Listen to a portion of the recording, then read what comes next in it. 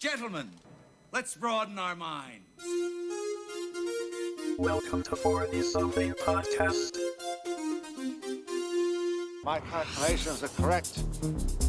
When this baby hits 88 miles per hour, you're gonna see some serious shit. It's a little childish and stupid, but then so is high school. Yippee-ki-yay, motherfucker. Be excellent to each other. I feel the need for speed. Ow! Get to the chopper!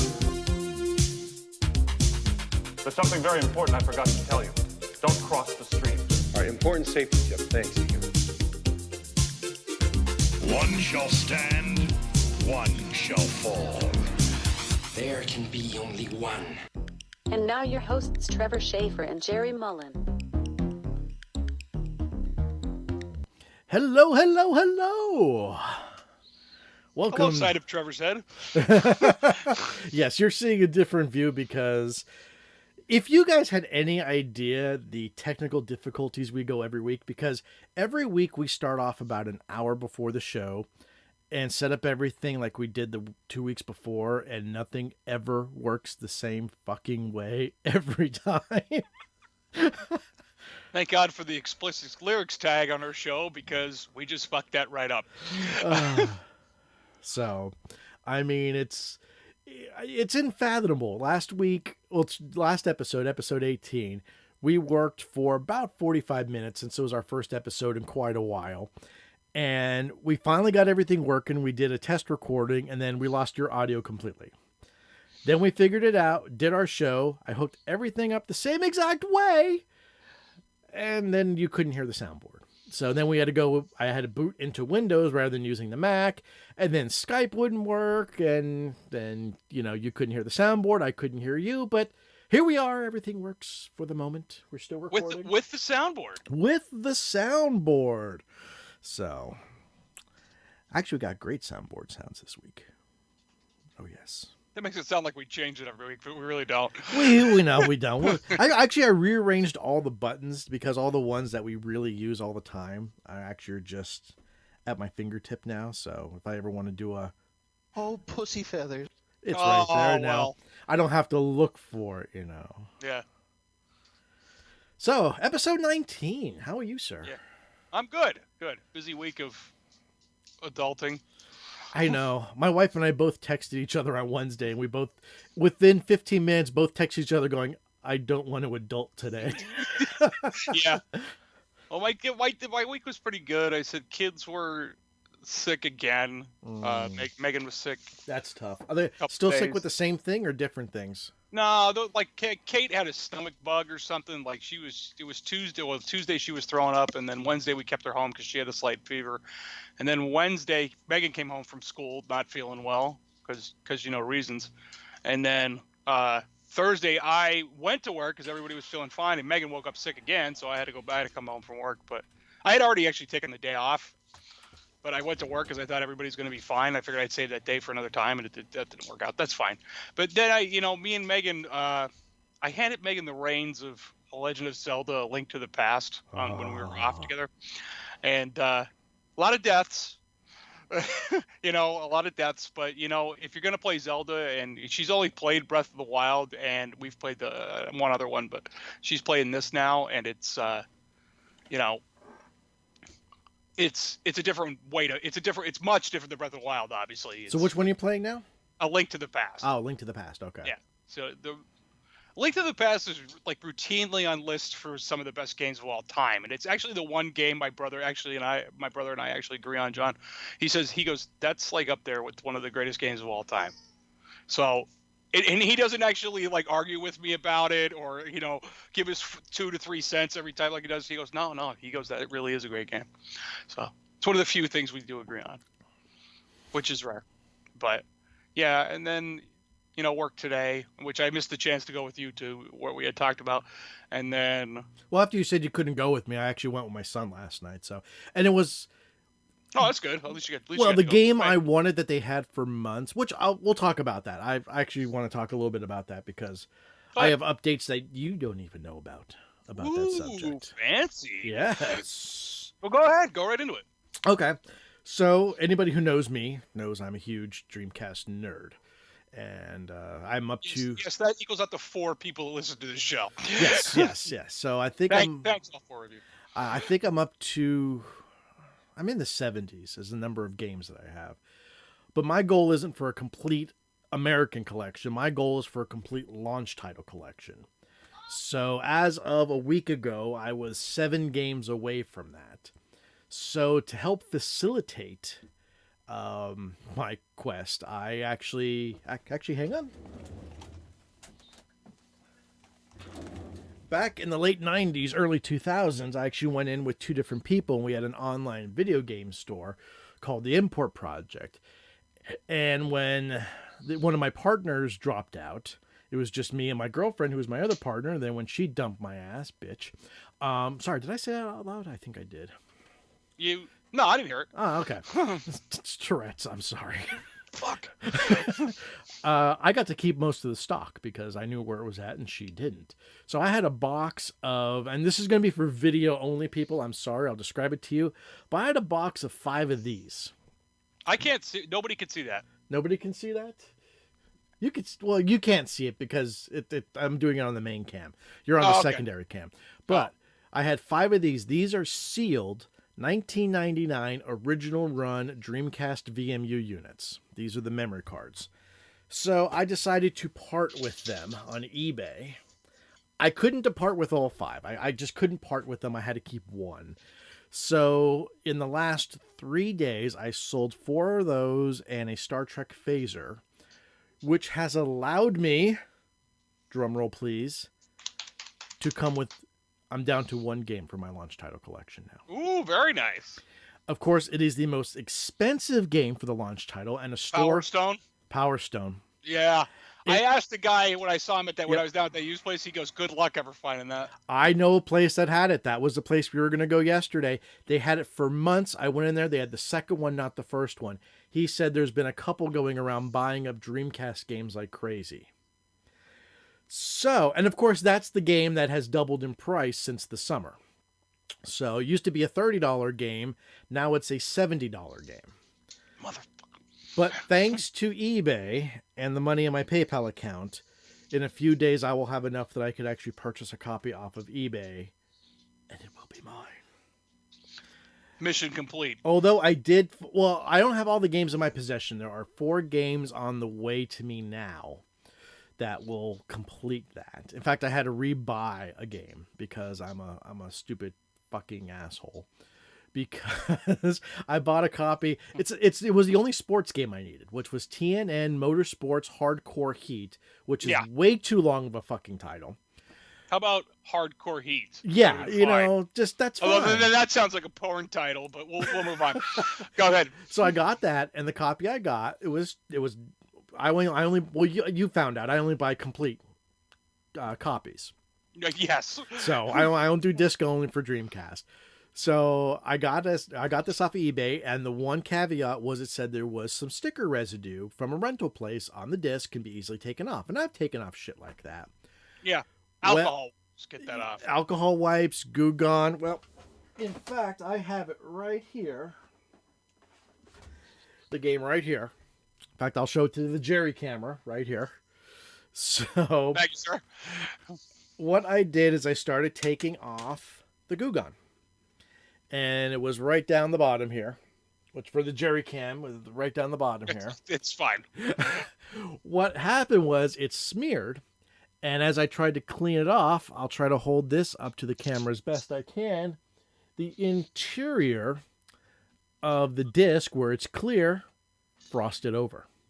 No. And here, I'll even show it to the Jerry cam. That way you can see it. Yeah. Frosted right over. Now, is that a deal breaker? No. Am I ever going to sell my collection? No. But I fucking know it's there. Does it work? It works. But I know it's there. I know it's an imperfect copy. So I ordered another one this morning. Because reasons. Because reasons. That's right. So we ended up going to 3 different video game stores, me and my son, yesterday. I picked up Blue Stinger But the best thing I picked up was this right here. This is Space Channel 5. Oh, Jesus. Well, no, let me tell you a story. This is not a launch title, but this was back when I was a manager for Electronics Boutique, we would get a lot of free games. Well, I got this game for free from the vendor, but it was disc only. I did not have the case or the manual. Or the inserts, yeah. Or anything. So I went to the place downtown just as they were closing because I knew they had a copy of this. Ended up buying the copy for, I think it was like $6. What I didn't know until he brought it out of the case, and I know I can try to do this to the main cam, and I'll do it to the Jerry cam, but this has the lenticular cover. Oh, yeah, it does. Look at that. Which was only the first pressing.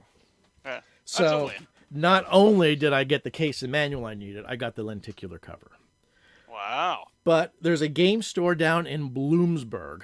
I've exhausted all the local used game stores, so I'm going to call down there tomorrow and see if they have a copy of Power Stone. And if they do, I'm going to drive the family down and treat them to lunch and pick it up. If not, I'm going to wait and find the copy that I want on eBay and pick that up. And then my launch title collection is complete. Be complete. You need a picture of Thanos holding the glove right here. That would Because what I'm waiting for in the mail is House of the Dead 2, another copy of TNN, Hydro Thunder, and then I never know how to pronounce this. Pen Trisalon or Trisalon. You know what? I have a list saved on my. Well, now I don't need that list on my phone anymore.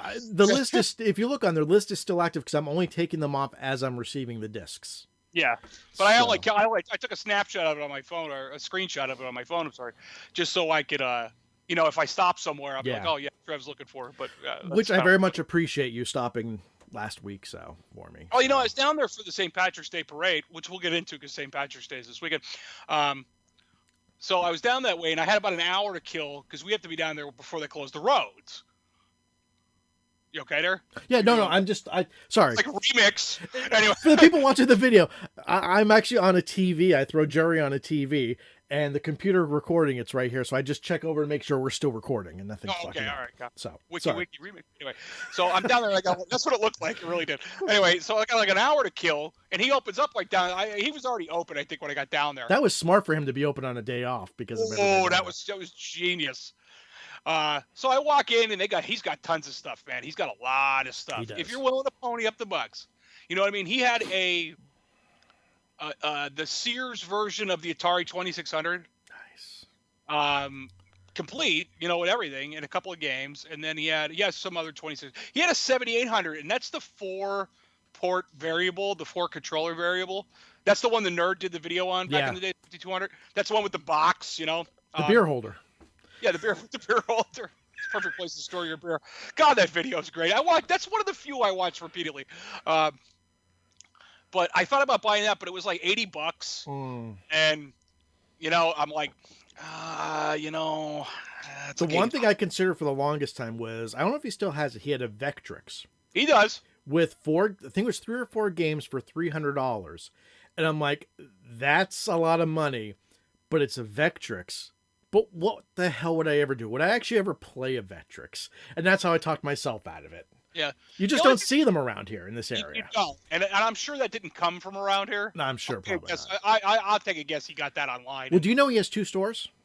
No. He has a store up in Scranton, off of Wyoming Avenue and Washington, I believe it is. I've actually been there. I found out the hard way, they don't carry their Dreamcast games there. They all go down to Wilkes-Barre. But he mostly carries a lot of in-box Super Nintendo, N64, and most of his PlayStation stuff goes there. That's where I bought Loaded, actually. Oh, fucking Loaded. Yeah. That game's so sick. Like, some weirdos made that game, and they were like, let's just see how much more progressively we can get this weird. But... so, I kind of went through that store, and the girls were looking for DS games because I told them anymore. I said, if you want to buy a DS or a 3DS game, I said, we're going down to the used guys first before I pony up the real money for it. Yeah. And then, his Switch selection was zilch down there. He doesn't have anything for the Switch, really. I never looked for the Switch. Well, I did because I was looking for the... I'm just saying I've never personally looked for the Switch there. What the hell is that fucking thing? Do I have it here? No, it's the, the Joy-Con base controller thing. The Joy-Con based controller thing? Yeah, the thing you plug the Joy-Cons into to make it a controller. Oh, yeah. Okay. That little piece of plastic, essentially. Is there really a name for that? I call it the holster, but I mean, I don't know if Wow. anybody else has a real name for it. I thought I had it right here, but I guess I don't. Yeah. Is it right here? No, I thought I had it right here, but oh well. We can call it you can't even call it a controller dock, because it is a dock that turns it into a controller, but a controller dock in quotations. That's exactly what it is. But the thing is, there's the Switch dock as well. Yeah. Which are fucking overpriced at $80 a pop. So I go to, and I'm walking out of the place after we talked about Hydro Thunder, and which they still had that, and I was shocked at the price because I got it for complete for about $5 more on eBay. Well, that's a win. It is. So I'm walking. Now we're walking down to the post office from there. That's a haul. That's a hell of a walk. I know, but that's what you have to do for the parade. That's like a mile. That's all right. I can walk a mile. I know. I'm just saying that's a hell of a walk. I'm just. Well, yeah. So we go from there to, because the parade ends off the square a little bit. So we have to walk to where we were, getting together or whatever. So, and then I'm about 4 or 5 buildings. I'm almost to the parking lot for, where you park for the movie theater. Yeah. And I was like, it hits me. I said, man, what if he's got one of them Switch things? So me and my older daughter, Megan, walk in. Some guy's there trying to peddle cell phones, which really cracks me up. I love when those guys come in because they're always in front of me, and I don't know why that is. Yeah. Anyway, so he's trying, and then another guy helps me out, and I said, hey, you don't got one of those Switch docks for the controllers, do you? He goes, not without the system. I'm like, fuck. Yeah. I struck out hard going down there. I was really tempted by the Atari 7800, though. I was really like, Kelly's already really annoyed with all the stuff I have hooked up to the TV as it is. But I was like, man, a 7800 would be a lot of fun, I got to get some, I'm telling you, dude, you've been here now. You've seen my office, which my wife has I nicknamed the panic room. That I know your basement doesn't have that high of a ceiling, but we could still we could build you a panic room. Yeah, it's always something I've considered, but not today. Anyway, not today. So, so overall, I like the used stores that we have around here, except for the one. I've told you, by the way, I don't like the one. And see, I like that one because, yes, it's skeevy and everything else like that, but the guy treats me right. I always buy all of his drinks. Yeah, and that's how you should rate stores. You know what I mean? How by customer service. The one I don't like anymore is the one over, I won't name names, but it's over on the west side. And you'll know the one I'm talking about. Because the last time I was there 2 times before, which was during a snowstorm, and that guy was an absolute asshat to me. Then we went there yesterday because he tends to have some of the higher end games. He didn't have any of the games I needed, but he did have a game that is on my radar, which is hard to find, which is Daytona USA. Ooh. Asked him, it was in his case, asked him the price, $44.99. I walked away. And Jack's like, Dad, I thought you kind of wanted that. I said, yeah, but watch this. I brought up my price guide app. $31 is the average eBay price. Wow. And I'm like, I could go on, and I looked up the eBay auctions, and I could get it right there for about $35. One of my other considerations of purchasing over the years is a Sega Saturn. That hurts. And I'm only going to say this because you haven't been to the store I was going to take you to today. They have a whole Sega Saturn section. Well, I really wanted to get it for X-Men versus Street Fighter. This is the only reason. Well, that's only import. I know. But right next to their Sega Saturn, what game do they always have facing up is MK Trilogy. That's the face I make every time I see it. I'm like, and I think it's only like $50. And for Saturn? For Saturn. It's one of the cheaper Saturn games. And I'm like, how much is the system? The system, I think they want $250 for. Get the fuck out of here! Have you seen Saturn prices? No, I haven't. I haven't looked. Holy shit! That popped in my head yesterday. I'm like, man, you know what? I really want to get a Sega Saturn. Grab your phone. Look up Saturn prices on eBay. Holy shit! Well, no. I'll do it after this. I'll do it after this because I don't want to be. Okay, if you want to do a decent Saturn, I know I say his name everything. I don't know if you follow John Hancock. Oh, sure. The Immortal John Hancock. Yep. He just did his entire Sega collection, his entire Sega Saturn collection. The one game he said he bought years ago for $200, and he was glad he did because it's doubled in price since then. Yeah. Where does he get the money? He actually went into that in that video, and he did it in another video, where he did it was another complete collection. He actually buys tons of doubles and does a lot of trades at shows. Oh, that's a smart move. That's what Pat the NES Punk does too, and so does I've heard that James Rolfe, the Angry Video Game Nerd, does some of that too. Takes doubles and triples and you know things that are donated, and tries to turn the money around for the future of his brand essentially. I mean, I have literally now. Well, once I get TNN Hardcore, I have 3 doubles. Hang on. I have 3 doubles on my Dreamcast. Are you checking Sega Saturn prices? I am. I'm hopping on the other computer onto eBay right now. Sega Saturn console. Come on. This is why I hate. We're recording this inside my Windows 10 partition, and Windows is just giving me the finger right now. It's just giving me that little spitting. There we go. Let's see here. Sega Saturn console. Holy shit, they're cheaper here. Oh, that's a Japanese console. Even better. Okay. Sega Saturn gray console, Japan import. $95 plus 16 shipping. Comes with power cable, AV cable, 1 controller. Because then I could just buy. You know what you could buy is those region unlock cards. Yes. And they have ones that are also memory expansions. Like, you remember X-Men versus Street Fighter required that 4 meg card? You actually, it came with the 4 meg card. That's why that game was almost $100. Yeah, but when you buy this one memory card, because the Classic Game Room is the first time I ever saw it. He's not on YouTube anymore. He's actually on Amazon Prime. But he did a video about this card that's both. So you don't have to do the swap. Remember, you had to do that, like that critical cartridge swap. Yeah. Thank God for the NES top loader, because that made me a pro at that shit. But anyway, and that's what his 1 cartridge contains. So you get the 4 meg RAM card, but you could actually tone the meg down to 2 or 1, because certain games act weird over. with too much memory? Like certain games only react like they were only made for the 1 meg RAM card. So when you use the 2 or the 4, it kind of like screws stuff up. It's like old DOS games. When you had too much RAM, it would speed them up. Yeah. You had to actually slow it down. Yeah. That's why I like DOSBox, because you can control that. You know what? Speaking of DOS games, again, John Hancock's collection. When he was going over the collection, I was surprised how many DOS first-person shooters made it onto the Saturn. Oh, yeah. I mean, there was Heretic, Hexen, Doom, Power Slave. Slave, I think I don't think Power Slave was called Power Slave on the Saturn. No, it was called Exhumed, which is its like European name. No, actually, it was named Power Slave. Oh, was it? Yep. Okay. Most of the Saturn first-person shooters, I would say from not Doom, because I don't think that they changed much about that, but it's like Duke Nukem 3D and those and beyond. They're actually made on a different engine than the build engine.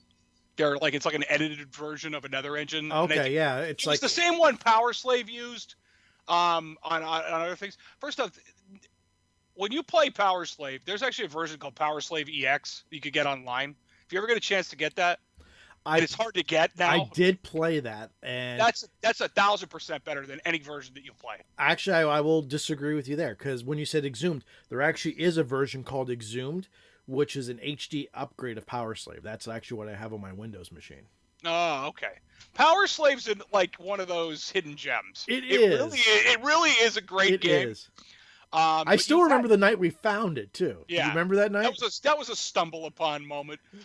And that was a New Year's Eve. You and my girlfriend at the time were staying over at my house when I lived with my parents, and you guys were playing N64 all night. And there I am being the only, not the only nerd, but there I was being the nerd on the computer, trolling around looking for a new game demo. And on dial-up, Christ, it took half the night for it to download. I think you were the first one to play it, actually, because you stayed up the longest until it got done downloading. Yeah, I watched it. I kept an eye on it. I was there. Which, by today's standards, that demo was probably, 45 megabytes? Yeah, and it took hours. God. God, the cruelty we had to live through. You know, it really, It really is. It really was cruel. I mean, I just But sent you a when picture. you had it, you were like, damn, you know, you could get online, you know. Well, funny thing is, I found this the other day, which is an SD card that is 2 gigabytes. And I actually laughed at my wife going, the hell can I do with 2 gigabytes? I know. But I kept it anyway. I have videos on my computer that are 3, and they're not that long. Well, I found it years ago, and I still have it upstairs. It has to make its way down here because I also have the box somewhere. Is one of the very first MP3 players. It's actually the very first one I owned, which was a Diamond Rio. And that sucker came with 32 megabytes of internal memory. What's that, fucking 12 songs? If that. I mean, each MP3 back then was 2 to 3 megs. So you're getting close. And I bought a 30, the max was you could max it out with 32 megabyte expansion card, which actually literally looked like a small floppy disk. It had almost the same exact features of a floppy disk. And I put that in there, so it's got a total of 60. I have those too. 64 megabytes. That, I mean, and it was powered by 2 AA's. And it was the greatest thing. But now you look at it and it's like 64 megabytes. My phone has 256 gigabytes. Exactly. You know what I mean? Like, that's my phone. You know? I mean, you look at that and it's like 2 gigabytes. And I laugh at that. I actually have a 4 gigabyte thumb drive I got for free with Lootbox years ago. And I call it my throwaway drive because I don't give a shit about it. It's only 4 gigabytes. It doesn't really serve a purpose. I mean, it was cool having, remember having like 600 meg hard drives? Like, that was a big thing. Well, it's sitting right here. My 486 came with a 120 megabyte hard drive. And do you remember, okay, DOS people, you'll remember this little program called Double Space? Mm-hmm. Where it did a real-time decompression of your hard drive, and I was able to get 200 megabytes out of a 120 megabyte drive. It slowed everything down, but when you're desperate for space, you were desperate for space. And that's the days before, USB drives and external hard drives. Exactly, and, yeah. You know. When zip drives came out, I bought the parallel port zip drive, and I mean, each disc cost, I think it was $15 at the time, but it was 100 megabytes, and that was just mind-blowing at the time. I remember when my brother bought his Gateway right when he started college, so this is 2000, and that was one of the features you could get in your computer at the time was a zip drive. In fact, you know what, I've been meaning to get that computer. That was going to be like a project box for me to dick around with. I think a power supply for it, though. I got to do that. Sorry, go ahead. But it has like I gotta remind myself to do that. I get lost in thoughts. But I remember that was like, my brother goes, "What's a zip drive?" And I'm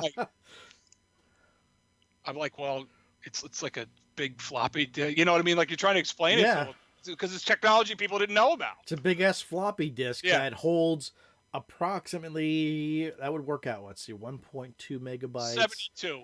Was it 70? No, that had to be more than 72. It was probably 80 something. Computer, what's 100 divided by 1.2? 100 divided by 1.2 rounds to 83.333. About 83 diskettes. Yeah. So, but yeah, I actually still have 2. They're both internal. I have a SCSI and an IDE. That I hooked up years ago. I would SCSI one if I were you. That's the better one. I actually wanted to. I can't. I lost my internal SCSI cable. I have my card installed in my old IBM Aptiva. I lost my internal cable, so I hooked up the IDE, and I copied all my discs over, and then I did something fucking stupid, and I blew out the IDE channel on the motherboard. Oh. It was late night. I was swapping things out, and some IDE cables, they have that little key to them that you can only put them in one way. Yeah. I had a cable that didn't have the key, and I put it in backwards. Zap. Yeah. So on my list is to go LGR on that and get a IDE PCI card to throw in there so I could throw a piece of flash memory, which actually the 2 gigabyte card would work out really good for that. Yeah. For putting Windows 95 on there. Yeah. So you got to get yourself. You got to do something to the old Tandy over there. Maybe modernize it a little. I modernized it 12 years ago. My son's going to be 10. No, it was before I met my wife. So 16 years ago, 17 years ago, I actually bought an ISA card off of eBay. So it actually is hooked up to the network. It never had network capability. It still has its built-in 56. Well, not built-in. I upgraded. It didn't actually even come with a modem. My first modem was a 300 baud Hayes external modem via serial port. I remember that legend. So, but this has a 56K modem. Zoom, no. Is that my Zoom modem? I don't remember. But it's got an ISA network card, so it has access to the network storage, which I showed you when you were here. That 1 gigabyte drive I have is network shared. The only thing that's wrong with it, really, is the floppy drive doesn't work, but it requires me to pull off the monitor, and these old monitors, for people who remember, all the cords are hardwired. So it's not like the newer CRTs where you can pull out the VGA cable, pull out the power cable. You literally have to pull everything out, unhook everything, then move it off, and then the front slides off, and then it's a 2-piece on the inside, and then see if the cable's connected, if it needs a new cable or a new floppy drive. But I've got a graveyard of floppy drives upstairs that I can pull from. I've seen them. They are legendarily dead. Well, no, these are good. These are from well, they're not legendary. That's when we had the IO computer business. I have a stack of floppy drives probably about this high, and a stack of CD-ROM drives about that high. Okay, I can see you throwing shit at someone. I'm trying to get Kelly's attention on something. That's okay. Sorry. If you yell at "Yo, bitch," I'm sure she'll get your. No, I don't know. That would be a short podcast. It really would be. You fucking TV gets shortest podcast ever at 31 minutes. 31 minutes, 28 seconds. So let's see. What else did we want to talk about? Since we've got no computers and LGR into the episode yet again. LGR's the man. He is. My wife, she likes the LGR. She likes his voice, but I get excited because when he does like a lot of the old hardware reviews, when he does the game reviews, it's like, okay.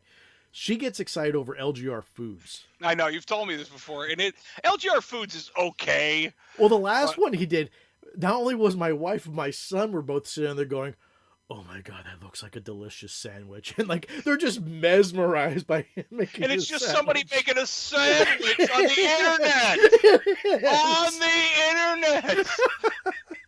You know, what did we do wrong? We were on the internet before it was cool. You know? I know.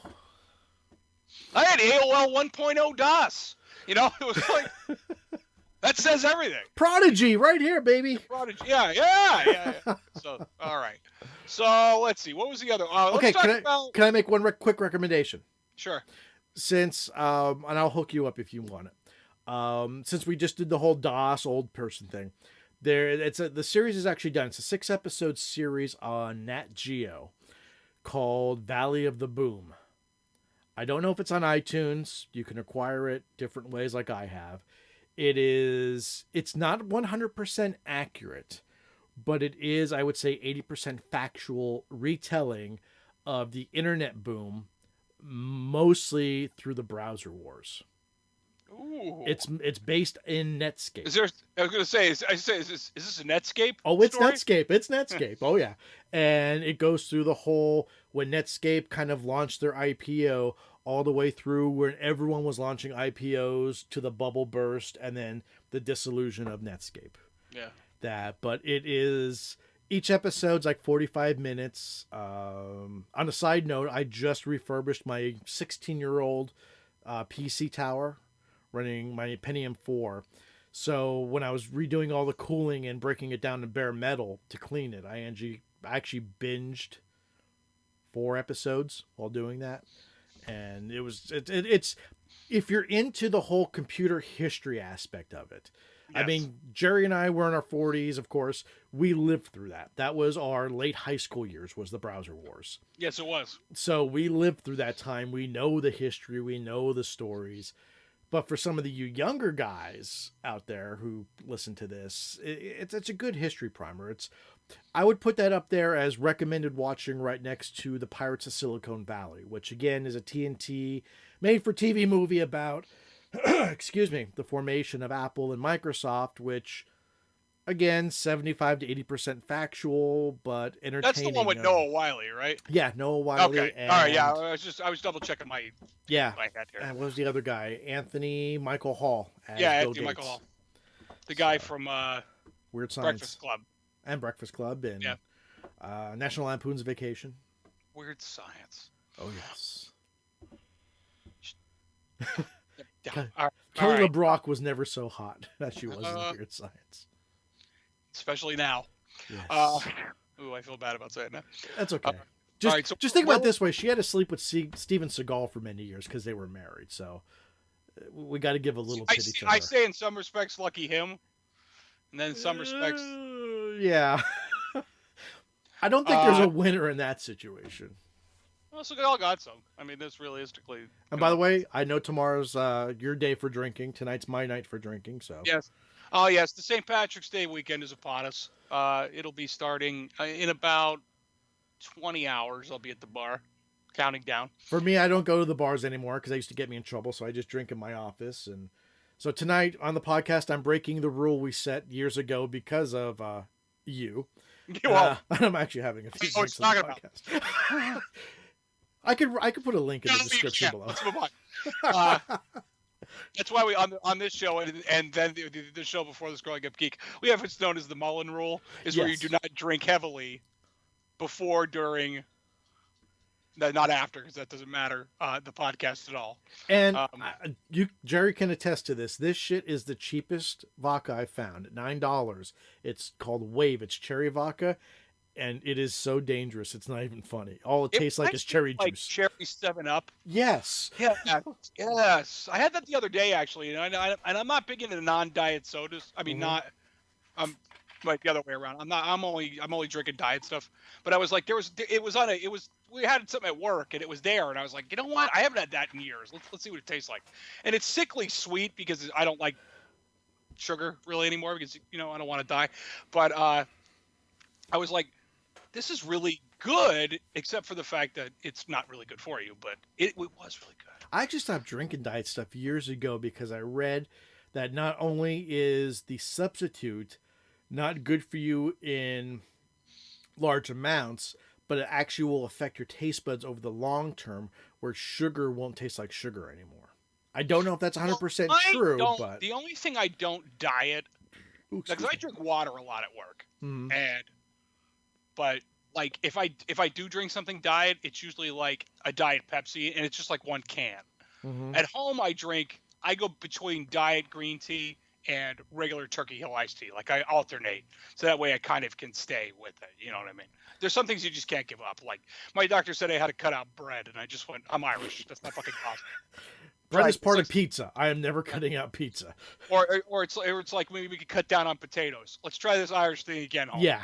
It ain't working because I am, Irish. So yeah, it's St. Patrick's Day weekend is a coming. We will be at the bar when it's stroke of midnight when St. Patrick's Day arrives.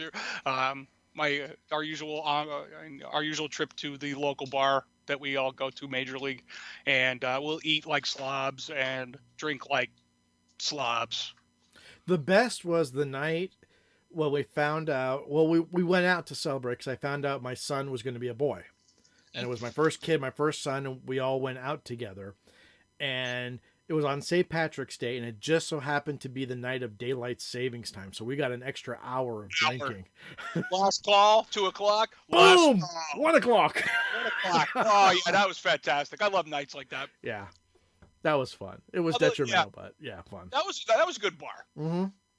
I did like that. Well, that was back when I knew enough people that owned a bar that we could go to every bar and get a free round of drinks. Yeah. That one we went to with Joel. That was Black Diamond. That was my buddy Mike's bar. That's a nice bar. I like that place. He closed that years ago. Did he? Yeah. That's sad. He went through a divorce and had to sell it. Oh, that's terrible. Well, he was the bastard that came up, and that's when he said goodbye to us when we were leaving. And he said, "What are you guys out for? St. Patrick's Day?" And someone mentioned that. I found out I was having a son, and that's when he wanted to do the Jaeger shots. That just sent me over that edge. Yeah. Mike, no, Let's I don't move need. on. I don't need to do the shot, Mike. No, you got to do a shot with me. It's like fuck. I can't say no to free alcohol, but It's very difficult. it is. That's like, my uncle's going to be at the bar this year. He always is, but when we go, but he's DJing this St. Patrick's Day because he does a DJ thing on the side, and he won't be able to drink because he has to stay focused on the DJ thing. Oh. So he won't be buying me shots of Jameson or Boilermakers or whatever else he buys me every time I'm there, and I fall apart. I mean, it's amazing, like, for me especially, like, when Jaeger comes around, it's like, ooh, but then you hear in the back of your head, looks like you're fucked. as it goes down, and you're like, shit, I'm going to regret this in 20 minutes. Yeah. That was the best use of the soundboard on this show yet. I must admit. So let's see. What else do we want to talk about? We wanted to talk about, let's talk about the NES cart. Yes. Legendary, what are the legendary, what the hell is it called now? Damn it. Nintendo World Championship. Nintendo World Championship cartridge surface out One of of somebody's 3. attic. Yes. Out of somebody's attic. Well, you know what? I go through my attic all the time. I don't find cool shit like that. It's just shit I didn't want to have. I mean, when you're collecting NES games, there are 3 holy grails. It's the Great Nintendo World Championship, the even rarer Gold Nintendo Championship. I'll tell you, 15 of those gold ones are in fucking landfills. There's no way they survive. And even the more rare Stadium events. Oh, I know. Stadium events is one of those things that you're only going to, like, accidentally get. Well, I'm a firm believer in that. Do you remember years ago when we were doing Growing Up Geek, a guy found one at a Goodwill in box for like $4. I know. And it was like just mind blowing. It's like, I know. And you know what that's a product of? What that tells me is that it was in somebody's attic or basement or it's a yard sale or whatever it is, and it was some older person who knew nothing about the internet and said, "Oh, what do you think this is worth? $4." Yeah. That's like when I was at a local a couple of years ago. I was at a local church who was having like a flea market in the basement, and there was an entire television system with games and the stupid cartridge things. The controller inserts for like $8. Did you buy it? I did. I have it in the attic. I don't ever use it, but I'd be pissed. I think if you did, even though I hate in television, I would even buy it. It was like $8. I was like, and it came with like, I think it had 5 or 6 games. Now that I think about it, and it had everything to hook it up. Nice. And I was like, I can't pass this up, even if I never use it. The only thing I ever did was plug it in to make sure it worked. Played around a blackjack versus a computer, and I really think it was like when it's calculating blackjack, it has like a weight. Yeah. It's like loading. You know what I mean? And you don't expect that out of a game so old, but it really had it. But yeah, the NES cartridges, the holy grail of them all. But finding one of these gray ones you don't want to say in the wild because it wasn't in the wild. No, well, this one wasn't. This one wasn't. This was just, and the guy who, if I'm trying to remember the story about Tim, that was his name. And if you guys want to see anything about this, pretty much go to Metal Jesus Rocks on YouTube or anywhere on social media. I'm sure he has it posted. But I guess the guy who founded Tim isn't the guy who found it. He's a acquaintance. Well, no, he did find it because he found it cleaning his brother's attic. His brother is in poor health, and they were going through things to see what they could sell to help his brother out, who's having health problems. And I don't mean to hijack the story. Sorry. No, it's okay. No, it's totally fine. So from what I got out of the story was he contacted Metal Jesus. Yes. To want to know if it's legit. Legit, where to go, and he took it to the girl, which Trevor now loves. Come on, tell me Kelsey's not cute. Oh, she is. No, I'm just saying. She isn't. Night, honey. I'm sorry, that was great. Yeah, she is cute. Good night, honey. Yeah, but they took it there to authenticate it, and she took it apart, which I would have been really nervous to do. Yeah, I don't think I'd have the balls to take apart a Nintendo World Championship. Real, but you want to know it's real, you know. So she did the right thing, and she actually had one of the pictures that are out there of the legitimate one, that's out there now, and she compared it, and it's legit. And at the end of the video, first off, if you're not following Metal Jesus, you're losing out. You seriously are. He finds some really weird shit, and not really only for him, but he has such a crew around him. Like Drunken Master Paul, Radical Reggie, again, John Hancock, Kelsey, Kinsey. I mean, he has such a group, John Riggs, that are around him that not only are you just there for Metal Jesus, but I love the episodes with him and Radical Reggie when they do their pickups. Yeah, it's just they're usually an hour long, but if you have the time, it's really good to learn the history of the games and why they picked them up and why they're good. And we'll talk about that in a minute. Okay. I actually want to ask you that. Sure. Another question. But so later he updated it through his Twitter. I don't know if a video came out for it, but no, I just saw the Twitter today. Yeah, I didn't see a video of it, but he the cartridge was sold. Tim was able to sell the cartridge for $23,000 to an anonymous person who wanted the person wanted to remain anonymous. Yeah, that's I don't blame them. I really don't. I really don't, because you know what? Although that's a really finite market, if you think about it, for that level of collecting, it's still people would want to be after it. Yeah, and you're going to get harassed over it. Okay, you bought it for 23. Well, I'll give you 21 for it. I'll give you 24 for it. I'll give you 25 for it. It's like you don't need that shit in your life. Well, you ever hear the story of? You ever see Pat's talk about how he got his gray one? Actually, no, I haven't. The only thing I know about Pat with his is when him and James Rolfe did the AVGN episode. Oh, we put the drill through it, or they smashed them? When they smashed the gold one, where they made the knockoff one out of his Zelda cart. Yeah. There's Ian's the one that keyed him to the gray one, because it came into Luna Games. Oh, it came into Luna Games. Yeah, I'm pretty sure that's how that worked. Wow. But the gold one, he was contacted by a person almost along the same lines as Metal Jesus, kind of looking for verification of it. And, they went through that process. But Pat said, he says, I made him an offer to get it. And he goes, I don't regret it, but I regret it. You know what I mean? Because it's a lot of money. That's a lot of money. Even if you paid even half of what Tim just got, you're still talking a vehicle. We call him Tim like we know him. Yeah. By the way, that's how we do, because that's how we fucking roll on this show. But friend of the podcast, Tim here. Yeah. My friend Tim. Friend of the podcast, Metal Jesus. I really think we ought to tag him on this. Hey, with Metal Jesus. Hashtag Tim. Hashtag Tim. Yeah. We kind of screwed this up. But even if you got it for half of what Tim just got it for, that's still a chunk of change. It's like $11,000 or better. Don't get me wrong. Wouldn't it be cool to say you own that? But what are you doing at that point? That's the thing. I mean, let's give a little bit of history for those of you who don't know what the Nintendo World Card is.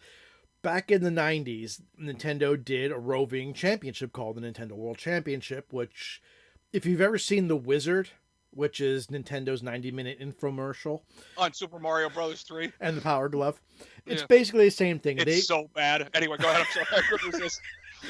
Keep your Power Glove off of her. Or no, was it keep your Power Glove off of her or something like that? Where he pulls the girl close. Yeah. Just that awkward preteen Fred Savage moment. Anyway. So, yeah. So, I don't know where that came from.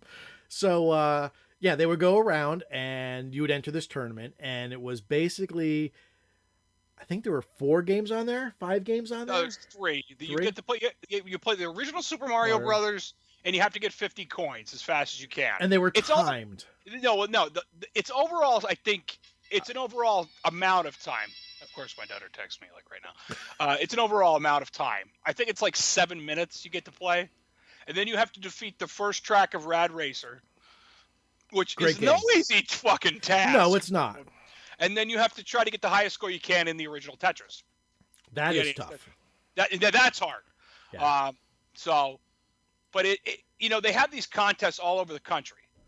And if you made it to the finals, you were given the cart. You were given a version of the cart. And I think Tim said, because, we know him. Our good buddy Tim, Our good Tim said. He'll have a last name by the time we're done. We'll give him a last name. There are some who will call me Tim. I know some kids aren't going to know that's from Monty Python and the Holy Grail. So anyway, look, our buddy Tim. I lost my train of thought. Fuck. I'll finish your thought. Our buddy Tim, his brother, he actually remembered his brother was in one of the Nintendo World Championships back in the early 90s. And that's how he got the cart. And then when they went to Pink Gorilla Games, Kelsey, who is part owner of that, actually verified through the internet, because each one was individually numbered, that this was not ever found in the wild. This was a new cart. That this number had never been come up with. She wanted to make sure it wasn't some goofball collector's cartridge, just trying to get back out there with it. Correct. Or you were trying. Obviously, they're verifying if it's actually real. If it's actually real, yeah, because she brought up the PCB. The PCB is actually it etched with, oh Christ, it was Mario something in the top left. Yeah, it was in gold color. Yeah, or whatever. Yeah, I remember her saying that. And all the chips checked out, but every cartridge was actually numbered, and the fact that it was beat up, the label was shit, actually plays into it, because these were not mass produced. These were all not one-offs, but they were just made for this tournament, and that was it. I mean, so if you come across a Nintendo World Championship somewhere that someone wants $20,000 for, that has an immaculate label, nice and glossy, no scuffs, it's a ripoff. These things should look like shit at this point. Walk away. Yeah. You see it, walk away. Yeah. Although if you're in that position, then God bless you, because we could never afford one of those. No. And again, the only way I'm ever going to get one of them is just like he did. I'm going to clean out somebody's attic, help them out, and find one. And I don't care if it's a good friend or a dead relative. I'm putting that cartridge down my pants and I'm walking out the door. I'll be right back. Bravo. I don't. Yeah, I wouldn't do that to you. You're probably one of the few I wouldn't do that to. If I had a Nintendo World Championship cartridge right now, buddy, I'd be selling it. Yeah, me too. I'd probably sell it and buy a new car. That's what I'd sell it and put it away for my kids' college fund, honestly. Well, I have to think about me first. Anyway, Trevor knows as well as I do that we are modern dedicated parents. We are. We really are. We are really. And you know what I mean? Because we grew up with dedicated parents. Yes. Yeah. So, but you know what? Maybe you're like me as a parent, and you really love your kid, but there are times.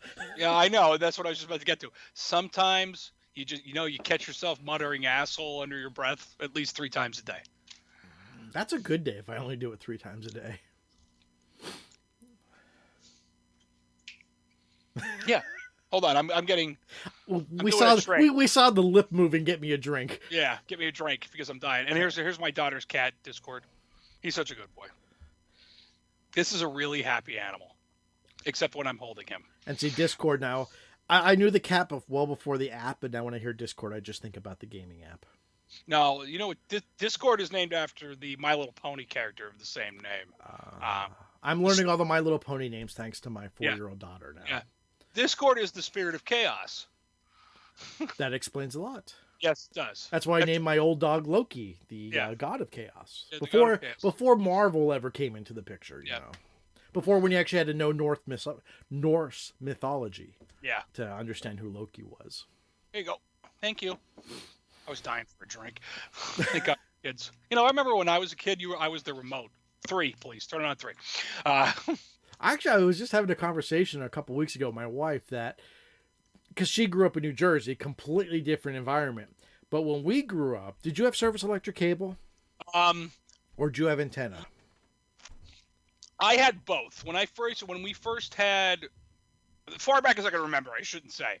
I remember we had the antenna television for a long time, and then my parents got cable. Like, we didn't always have it. Did you remember, were you around for the cable? Slider? The slider, yes! I know what you're talking about. Yeah!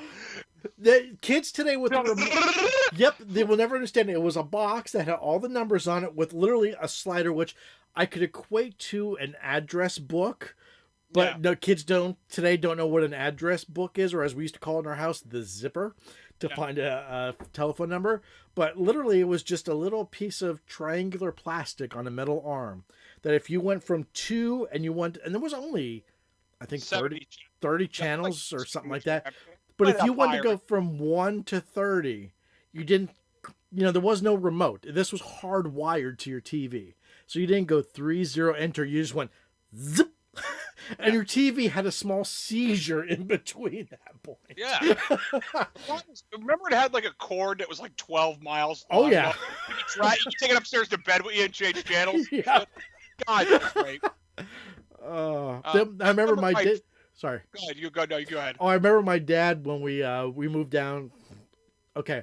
I'm not getting into this story for new listeners, but when we lived at the cemetery, my dad, when they had a TV upstairs, he went through this whole rigmarole that he ironically, I was like 10 at the time, and he wanted me to help him wire this because God love him, he couldn't understand it. When it came to circuit boards, it was me. When it came to anything with a spark plug or oil, it was him.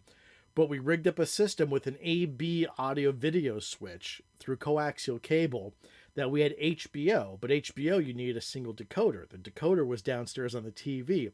But if you ever wanted to watch HBO, we did a whole system where we would just turn on HBO downstairs. And if we were watching a movie and he wanted to watch the movie upstairs in bed, we'd hit the AB switch, which would override his cable line going upstairs and output the direct cable line that was wide off the decoder upstairs. Very nice. Long way to go saying we were able to get HBO in 2 rooms without paying extra money. Yes. It's the long way around. And you 80s and 90s kids know exactly what I'm talking about. You should. And if you don't, just keep listening to the show anyway. And also sponsor. I've given up on sponsors. That's okay. I'm really hoping Tim sponsors us now. Shit, yeah. Tim just came into a bitch load of money. Well, he got it for his brother. So what does Tim's story tell us? Besides that, we made a new friend. Always look through your attic. Always look through your shit. Yes, always check your shit because you never know what you have. Every time, and that's I think it's the stories like that that keep me flea markets and used places are too good now. You're never gonna get anything like that accidentally. No, you're not. But flea markets and yard sales, you still have a chance. Goodwills and Salvation Armies. I don't think Goodwill you will, but I think Salvation Army you will. I've made out of Goodwills. You know what? I gotta check out the Goodwill. Is the Goodwill by you that you go to? It's my go-to. I was just there today because we ordered Domino's for dinner, which, yes, I know, disgusting pizza, but it was cheap. First off, let's get past the Domino's argument. Yeah. I like Domino's. Okay, let me put it this way. My son told me, and this is only for local people here, told me that Nello's Pizza wasn't real pizza and Domino's was. That was worthy of a backhand. Yes, that was worthy of a backhand. Yeah. But I got a coupon. Shut your mouth. Yeah, exactly. But I got a coupon from Domino's. I literally live 90 seconds from a Domino's. It was quick and easy because I didn't feel like cooking tonight because I was a lazy bastard. But I did stop at the Goodwill right there. And the Goodwill, I've actually made out many times very well. I missed one thing the one time that I walked away from, which was a fat PS2 with controller for $20, and that will always be my regret there. But I've picked up, in fact, right underneath me in a container, I have two PS1 controllers, one original, one DualShock, that I picked up for $3 a piece, a Dreamcast, and a PlayStation 2 demo CD for 99 cents a piece. That I do find things there. You always tell me about you're finding hard drives. Hard drive. I bought a $4 500 gigabyte hard drive. My wife, I bought her. It was a full, I think it's 4-foot metal table with controls with an industrial sewing machine, which my wife's hobby is sewing stuff. She's a part-time seamstress. She makes bags. This was an industrial belt-driven sewing machine, fully operational for $10. Yeah, you can't beat that with a stick. The table is cast iron. The table alone was worth $10. Well, I know, and you know what? Like, and I don't want to say like I'm the black sheep of my family because I'm really not. But I always just play it up that way for some reason because for years, so I will not play that up. Yeah. But I'm like I'm the cheapest / thriftiest of my family. Like, you know, some of my relatives won't return things. That says it all right there. Let's say you buy a pair of shoes that don't fit, they'll buy another pair of shoes. Okay, I have a question. Why would you buy the shoes without trying them on? Huh? Why would you buy shoes without trying them on? I don't know. It was just an example. But, I know. I'll be honest. I'm one of those people that hate returning things. But after being in retail for over 20 years and being out of retail now for 6 years, I return whatever the fuck I want. Yeah. You know, and it's just like, they won't return things. Now, I don't care. Whatever. Your money is your money. Yeah. I'm very particular about that. I don't ask people about their money, and I don't like to be asked about mine. But it was like, every year before St. Patrick's Day, I make a cruise around to the local Sally's and places looking for a nice green shirt to wear to the bar. Okay? Because I refuse to pay something I might destroy but lot for. You know what I mean? It's you got a point. I might get a beer down in front of me or a chicken wing or whatever. And I'm like, you know, I only paid $2 for the shirt, so I'm not really upset about it.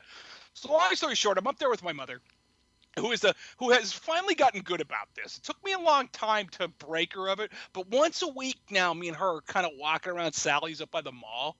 And good for electronics up that store. There are some good shit there, a lot of garbage, but housewares, though, you can find a lot of good shit there if you need it. If I was just starting out living by myself, I'd be there buying dishes. Full sets. All right, anyway. Okay, so like, I will say this. Go down to my Goodwill. They have tons of dishes. Oh, I lost your audio. I'm back. I'm sorry. Okay. I hit the mute by mistake. I don't have a thing against Goodwill, but somebody has said to me before that Goodwill is a business and not a... It is. I will freely... Not a Salvation Army that's actually trying to help people. I still go to them because... You know what you can get at Goodwill is shit for your kids. Do you know what you can get at Goodwill a lot of times too, and I always look for them in there, is Under Armour shirts. You can get Under Armour shirts dirt cheap there, and they are not cheap. Here's been my experience, because I was never a Salvation Army, Goodwill kind of guy. My wife tried to get me for years, and again, hate to bring him up, LGR got me into it after watching LGR thrifts for many years. And what I have experienced is... Salvation Army is good for stuff if you don't care if you have to go home and hose it down with a gallon of bleach. You're talking non-clothes. Non-clothes. Yeah. Goodwill, everything tends to be clean. Everything tends to be done up a little bit better. But yes, they are 100% for profit, where Salvation Army... Some of that money goes to help people. It does. And I was going to say Salvation Army tends to be cheaper. But believe it or not, it's between Salvation Armies. The one up by our mall, most of their CRTs are between $5 and $15. If you go to the Salvation Army right down the road from me, their CRTs usually start at $20. Yeah, and so I'm sure each one has individual pricing that it's kind of tough. That's probably based on who runs it and you know whatever it is and how they do it. But it's like, you know, I go there for my usual green St. Patrick's Day shirt, which I found. It was but it was an American Eagle Outfitters, which, as far as I know, is not cheap shit. Are they still in business? I don't know. It was like a 3-button polo shirt, short sleeve, because I know it's going to be hot in a bar, so I always know to do that. I also bought a black undershirt to go on it in case it wasn't hot, and you got to walk in and out of the building, and a pair of American Eagle Outfitters jeans, nearly new. No stains on them, and they're almost brand new. And I paid $8 for all that. Damn. I know. I was just looking for the Mario coin to play for that because that was awesome, but I actually don't have it on here. No. Fuck. So, you know, and awesome combo. Oh, there you go. Yeah, there we go. That's just as good. That's the best thing I can do for you. That was good. So, $8, you know what I mean? And it's like, you know, and then while you're waiting in line there, the one up by the mall I'm talking about right now. Yeah. The one up by the mall, is like, right there in line, they have a DVD shelf there for you to kind of pick through. And they also sell like, what it looks like to me is it's like stuff left on somebody's store shelf that never got sold. Yes. They're like older phone cases and older like not electronic devices, but older things such as like phone cases and stuff. And they're like $1. And I'm like, you know what? If I had some device that they would fit, I'd be happy to pick it up. The thing I found ironic was when I was up there last, Isn't it ironic? No, wait, go ahead. Anyway. No, what was that? Isn't it ironic, don't you think? Anyway, I'm sorry. Thanks a lot. Go ahead, let's move on.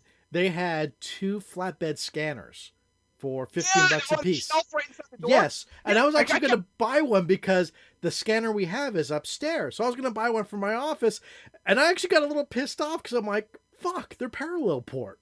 Which, for me, it's like, okay, I can hook it up to the 486, but then it won't be high resolution. Then I got to transfer it. It's like, shit, I wish they were USB. I would have picked up one for $15.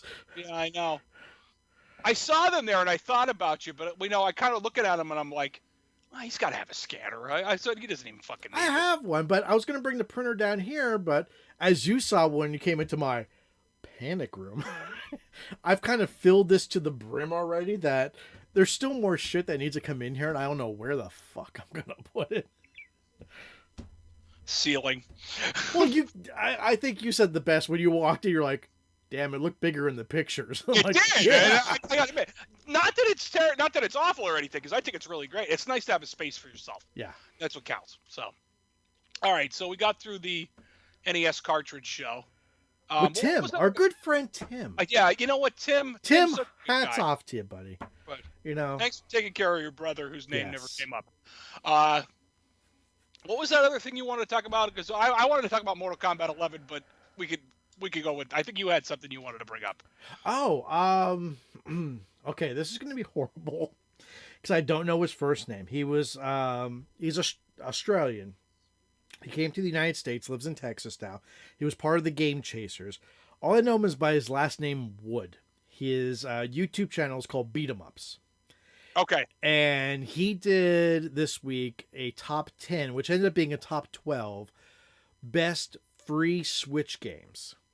And you and I had a nice conversation our last episode about the Switch, how we felt about it a week later. And I told you that, actually I haven't told anybody here, obviously we haven't had an episode, that I changed my mind on the Switch for 2 reasons. 1, I bought a game that I absolutely fell in love with. And 2, that Monopoly for the Switch went on sale last week for like 80% off, and we ended up buying that. The history behind that is my wife loves board games. I have always hated board games. Even as a child, I've hated board games. I find them stupid. I find them monotonous. I just don't care about board games. My wife and son love board games. So the fact that we found Monopoly, which can play up to, I believe, 6 people locally, 8 people on network, for I think it was $15. We ended up playing Monopoly 2 nights in a row. And that brought us together as a family, just like you explained in the last episode, which I bow down to you for being right, I'm wrong, and that completely changed my mind on the Switch. There you go. See, all it takes is something like... It's that one game. It's that one game that pulls you all together, and you get you get that enjoyment out of it, Now, if I could just get 3 more Pro controllers, it would be like a lot of fun. But anyway, that's a really expensive venture. Actually, the wired ones are worth the money, if that means anything. Yeah. Go ahead. Yeah. So the guy Wood on Beat 'em Ups, he did the top 10 free Switch games, which a lot of games I didn't know were on the Switch that were for free, like Smite, which is a game I've always wanted to try, but my Mac can't handle, is actually free on there. But as he was going through the free games, I happened to notice the majority of them, like I complained about last episode, that's all 16-bit platformers. Most of the free ones were MOBAs. And my issue is, and this is what we've talked about quite a few times, is MOBAs are the hot thing right now. Sure they are. There's going to be a point where we get to a point that MOBAs are going to die. And what I would hate to see and this is going to sound a little pretentious, is I would hate to see the Switch, when all the MOBAs tend to fall out of favor, for that to fall out of favor with the Switch. So you're saying death by Fortnite? Kind of. You know what I mean? Yeah, That's kind really of. what you're saying, Yeah. death by I mean, Fortnite. it's like, yeah, kind of death by Fortnite. I mean, you have Fortnite Smite. There's, what was the one you call Paladins? Mm-hmm. And there was a third one that was more like League of Legends. Because Paladins is like Overwatch, and there was one like League of Legends, which I can't remember the name. But these were his top games that were for free. That if these are the games that people are playing, which you know as well as I do, Nintendo releases very few numbers. They don't release a lot of sales numbers. They don't release a lot of popular game numbers like other companies do. They're very kind of secretive. That I have to wonder how much of these MOBAs is taking up the Switch online time, is my question. Like, I'm sure right now probably the number one online Switch game is, of course, Fucking Fortnite. I was going to say Smash. Probably right now, but you have to admit that Fortnite is Yes. like huge. You know what Yes. I mean? It might be even, you know, or I bet you Smash is up there right now. Although I watched Megan play it online with a friend of hers the other day, and it's choppy. Really? I mean, that could have just been that instance. Yeah. You know what I mean? I watched her play 2 matches against her buddy, and her buddy doesn't live that far away. I'd say she lives 15 or 20 minutes away. Doesn't but- matter. It's a server you're going through. I know, but Yeah. I'm just saying. I'm just using that as a reference. But you know, it was choppy, and then it was really smooth, and it was choppy, and it was really smooth, and I'm like, there's nothing else on the internet at the time, because you know, like on the Mac when I'm not using my IP vanish, it's off. So and I you like know, the way you worded that. yeah. Yeah, it's a professional way to say it. And you know what I mean? Nobody else was home. It was just me and her. And on my phone, you know, I barely remember sometimes to put it on the Wi-Fi, which I have to start remembering to do. But Really? well, I have unlimited data, so it doesn't matter. But like when I'm at work, I turn the Wi-Fi off. Oh, yeah, because it saves the battery rather than... It saves the looking for- battery all day. So, and then I'll forget to turn it back on when I get home. So long story short. But she was playing, and there was nothing on my internet but that. And it was like, first off, the Switch is only wireless. You could buy a wired adapter. But- I've seen this thing. Yeah, but see, the thing is, even if you buy a wired adapter, the wired adapter is only going to the base. So if you use it in mobile mode, you completely negate that wired adapter. Yeah, and I agree. How much is that thing, by the way? I'd love to know. I'm going to look that up. Switch wired connection. There we go.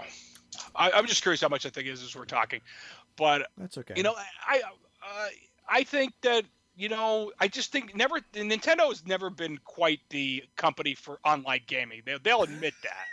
No, considering they had an expansion port for an online adapter. I won't even call it a modem. It was just an online adapter for the GameCube that never came to fruition. Yeah. In this country, anyway.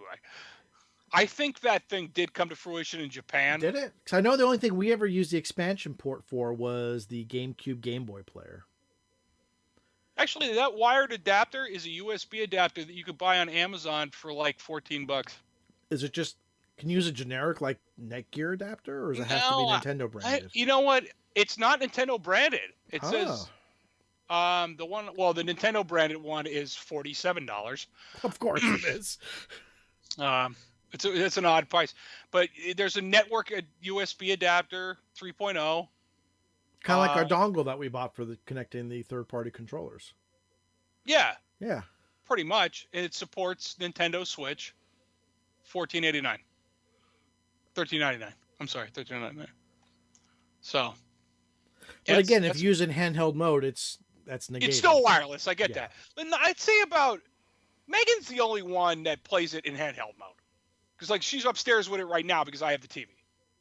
Which is an argument for me to buy another base, but I'm not shelling out that kind of money. Fuck that, $80 a base? That is just ridiculous. Well, you know what? Right now on Amazon they're only $65 because I have it in front of me. Are they legit bases though? Yeah, that's a Nintendo brand. Oh, okay, because I've heard that the third-party bases, they tend, sorry to use this term, they tend to be very tight, and they say they can actually scratch the screen. So, from what I've heard. How about the Nintendo GameCube controller adapter is $75. What? But the generic one is $18. Let me say that again for those of you at home that are joining us late. The Nintendo branded GameCube controller adapter, for those of you who know what the GameCube is, $75. I'd hold up my GameCube, but it's hooked up, I think. That's okay. The generic one, which, holy shit, that'll hook it up to your computer. GameCube, people. This is a GameCube. Yeah. One of the best systems ever made. No, I wouldn't go there. I said one of, and that's in a personal opinion. I could think of 5 different systems that are better than the GameCube. The reason the whole problem I had with the GameCube was the fact that they decided to go with a small disc. Yeah, and I hated having to get games that were on 2 and 3 of them. Yeah. Switch to Wii U or the GameCube controller adapter allows you to connect up to 4 GameCube controllers to a Wii U, PC USB, or Switch. $14.89. That might be worth the fucking money. Seriously. Then I could have my 4th fucking Pro controller. Well, not to go off topic. Yeah, because we never do that here. This is off topic with Trevor and Jerry. I actually found this a couple weeks ago when I was bringing down my Dreamcast stuff, which I'll throw on the Jerry cam so he could see it as well. What is that thing? This... Does that hook up a Super Nintendo controller to the Dreamcast? This hooks up to the Dreamcast so you can use any PC keyboard on your Dreamcast, any PlayStation controller on your Dreamcast, or any Saturn controller on your Dreamcast with a built-in VMU slot. That's fantastic. That's a problem. I'm such a Dreamcast-like evangelist.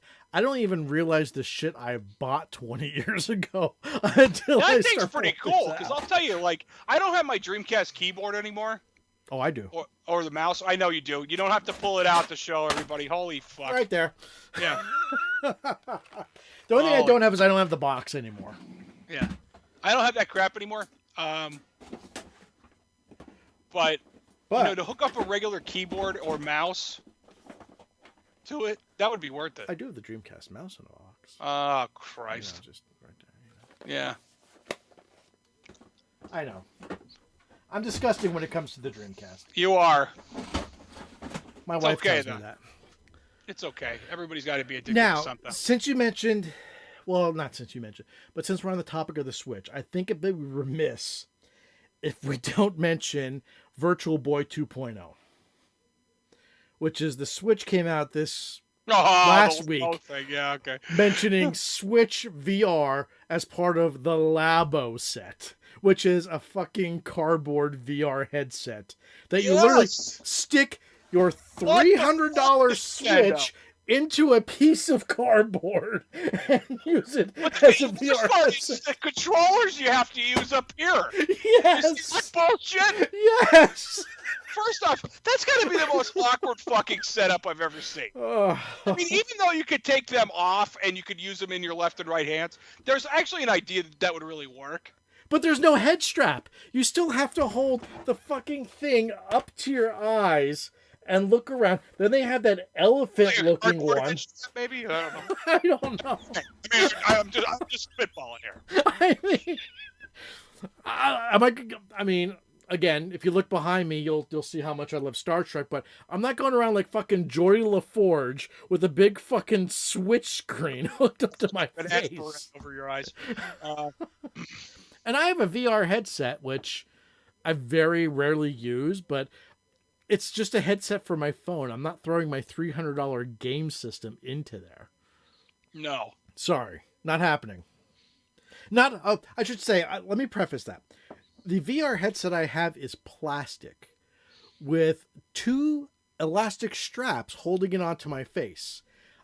I'm not going to put a $300 game system into a fucking piece of cardboard that I have to have held onto my face by my hands while trying to play. Yeah. You gotta be kidding me! Like, I can't wait for Nintendo to put out a video on this fucking hunk of shit because, and you know what? Before I say any more, I'm gonna say that I love Nintendo. I really do. We all love Nintendo. And in terms of innovation, Nintendo's always at the forefront. Well, they've been hit or miss. I didn't say they were good. No, okay? they've been hit or miss. They've been hit and miss. But to be real, they're always at least they're always trying something new. They are trying something new. Yes, for better or for worse, they're always trying something new. Oh, you know what? This has its own website. Let's see how bad this is. I can't fucking wait. This is ToyCon number 4, and if you go to this fucking web, you gotta go to this. This is fucking priceless. What's it called? Just go to Google and search Nintendo or Labo VR, and they have their own site on it. It's labo.nintendo.com. Oh, you could pre-order it. Well, fucking, I don't think so. Last time I was at Best Buy, they had all their Labo stuff at half off. Yeah, because nobody wants to buy the old Wii U boxes repurposed for fucking fucking Joy-Con shit. So the starter set plus blaster, which looks like a fucking big ass nose, is $40, and then the VR kit, which gives you the elephant nose, the regular, a camera, the blaster, and something that looks like a snorkel, is $80. 80 fucking American. So is this like American money? Yeah, that's actually the most expensive Labo kit. The variety kit, which came with everything, is $70, which go to Best Buy, you could probably get it for about $40. The robot kit, which you could probably get for about $30, is $60, and the vehicle kit, which is $70, which again you could probably get for about $40 at Best Buy. I cannot believe. Yeah, I don't get this. There are times when I think they're doing great, and then there's shit like this. Like, why? Oh, instead of having a part of your site that says, what is Nintendo Labo, you should say, why are we doing this? Yeah, seriously. Like, why are we doing this? You know, it's Shigeru Miyamoto, or Shigeru, or Shigeru, however you pronounce his name.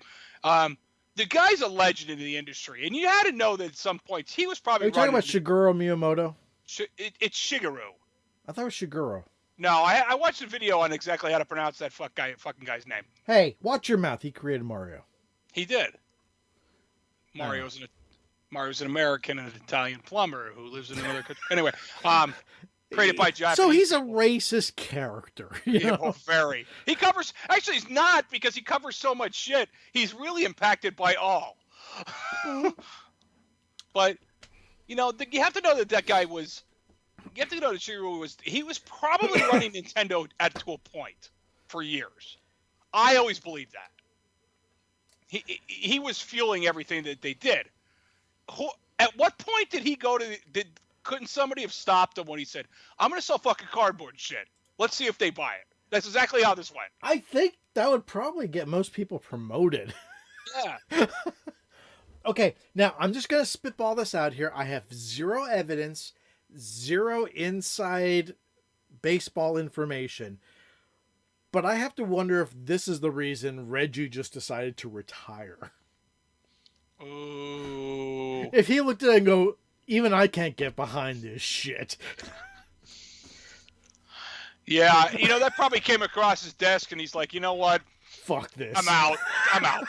I got enough stock options to... I can't put a spin on this. Like, I could usually sell your guys shit, but Jesus. Good luck, Bowser.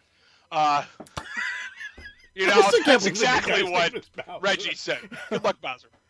Like I said, Nintendo, we love you. We really do. But what the fuck, man? First off, $80 for cardboard parts. $80. $80. I've got 3 cardboard boxes outside my office right now. Can I sell them for like $120? Yeah. Who knows? Maybe they'll buy them off you for like $2. It'd be like GameStop trade-ins. Send cardboard boxes. Well, get $3 off. Get $3 on your Switch account. Okay, now I'm curious. Okay, now keep talking. I'm curious now. I have to get off this subject soon. It's making my fucking heart race.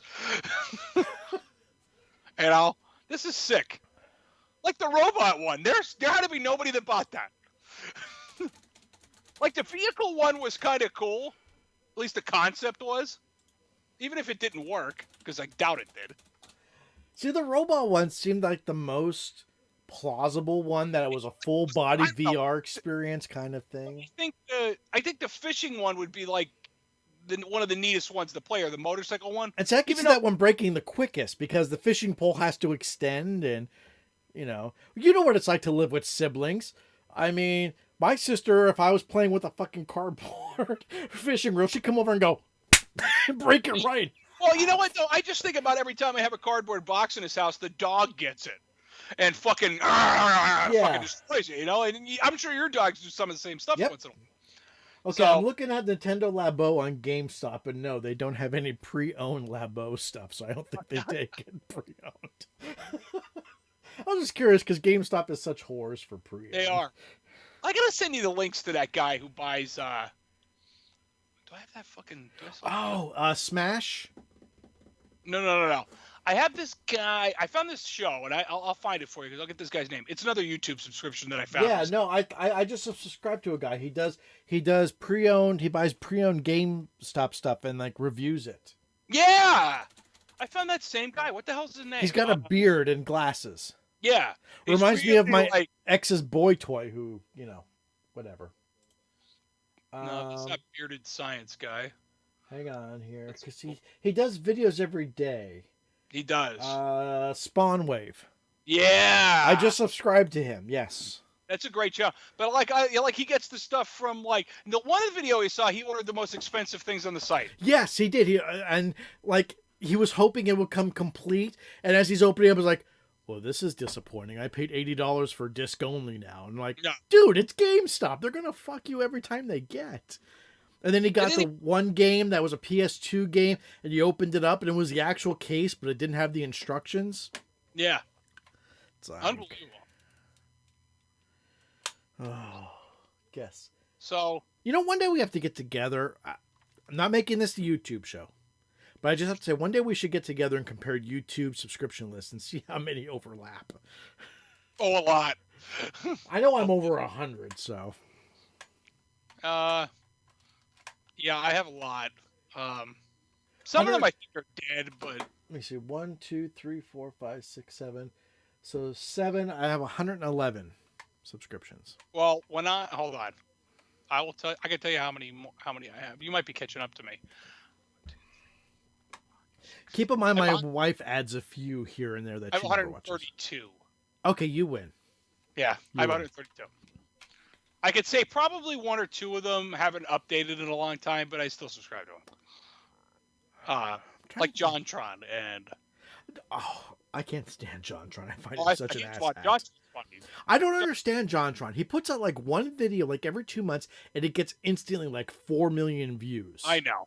I don't understand that. JonTron was one of the creators of Game Grumps. He was one of the originators of that show, if you go back that. My son started watching Game Grumps. Game Grumps, I can't fucking watch it because I cannot stand Aaron.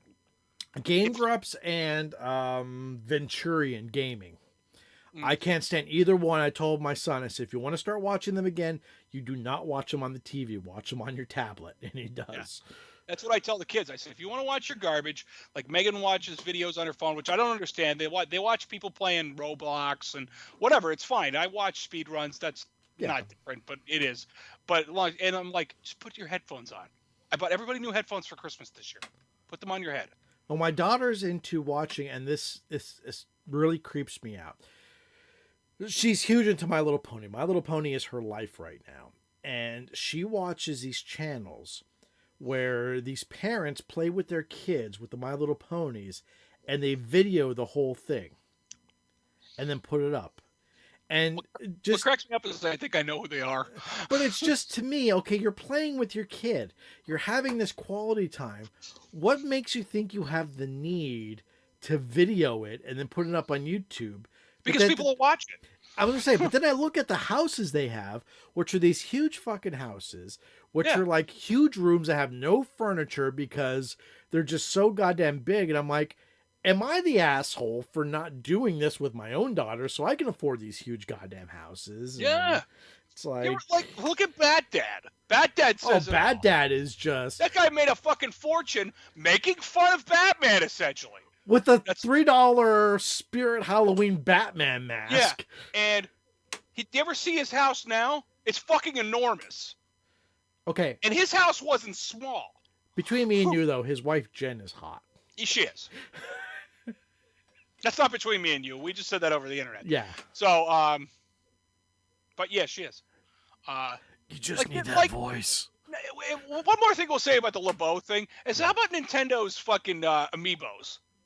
Oh. Let's fucking start about that for about 2 minutes, okay?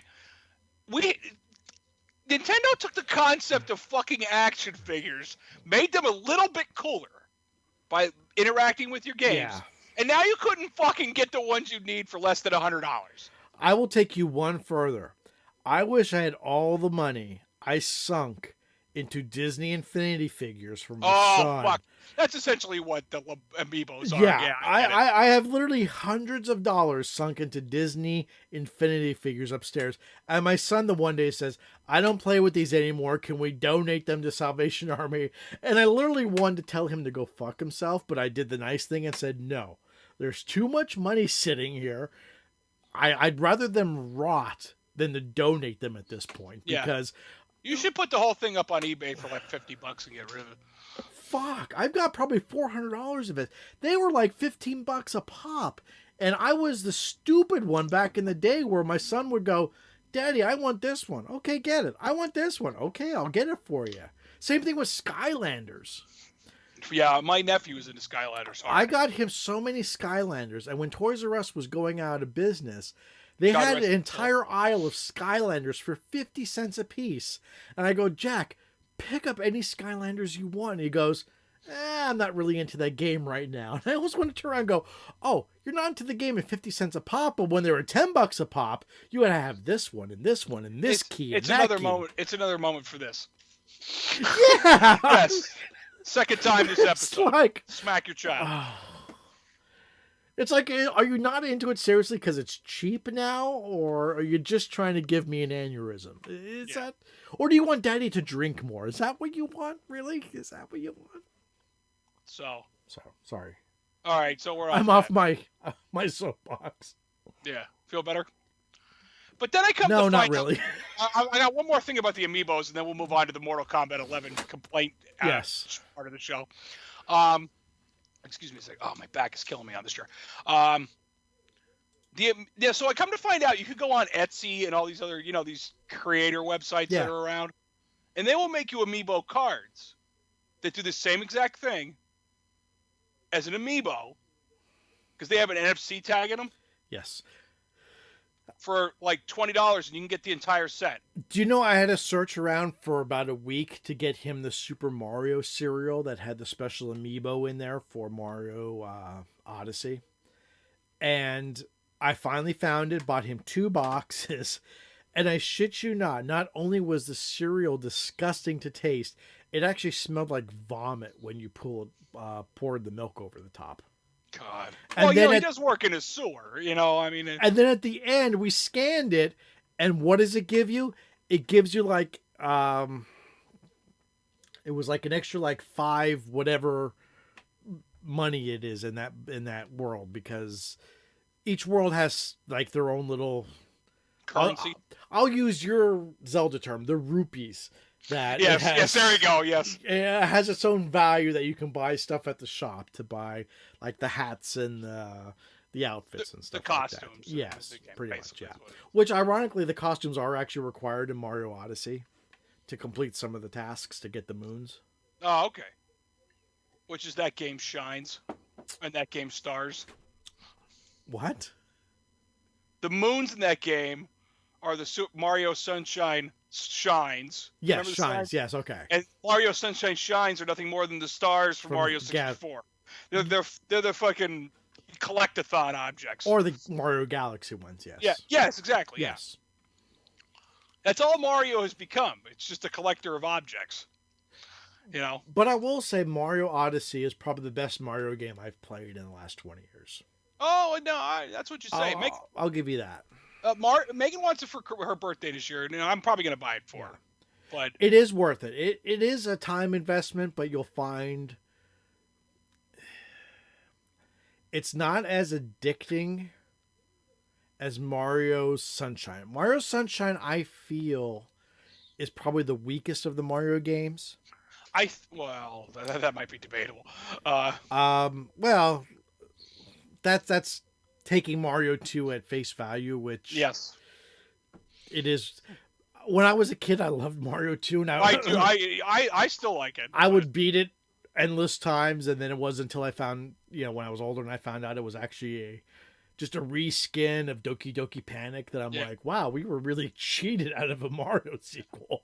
The actual Super Mario Brothers 2? Yeah, I actually it's fucking ball-breakingly difficult. I've never played it. I'll be honest.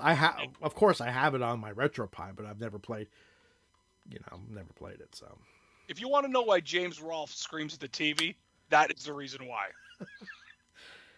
That fucking game's ridiculous. So I understand why they did what they did. You know what I mean? Why they didn't release that in America? Because that would have soured the market. It really would have. So, all right, let's move on to our complaints about Mortal Kombat.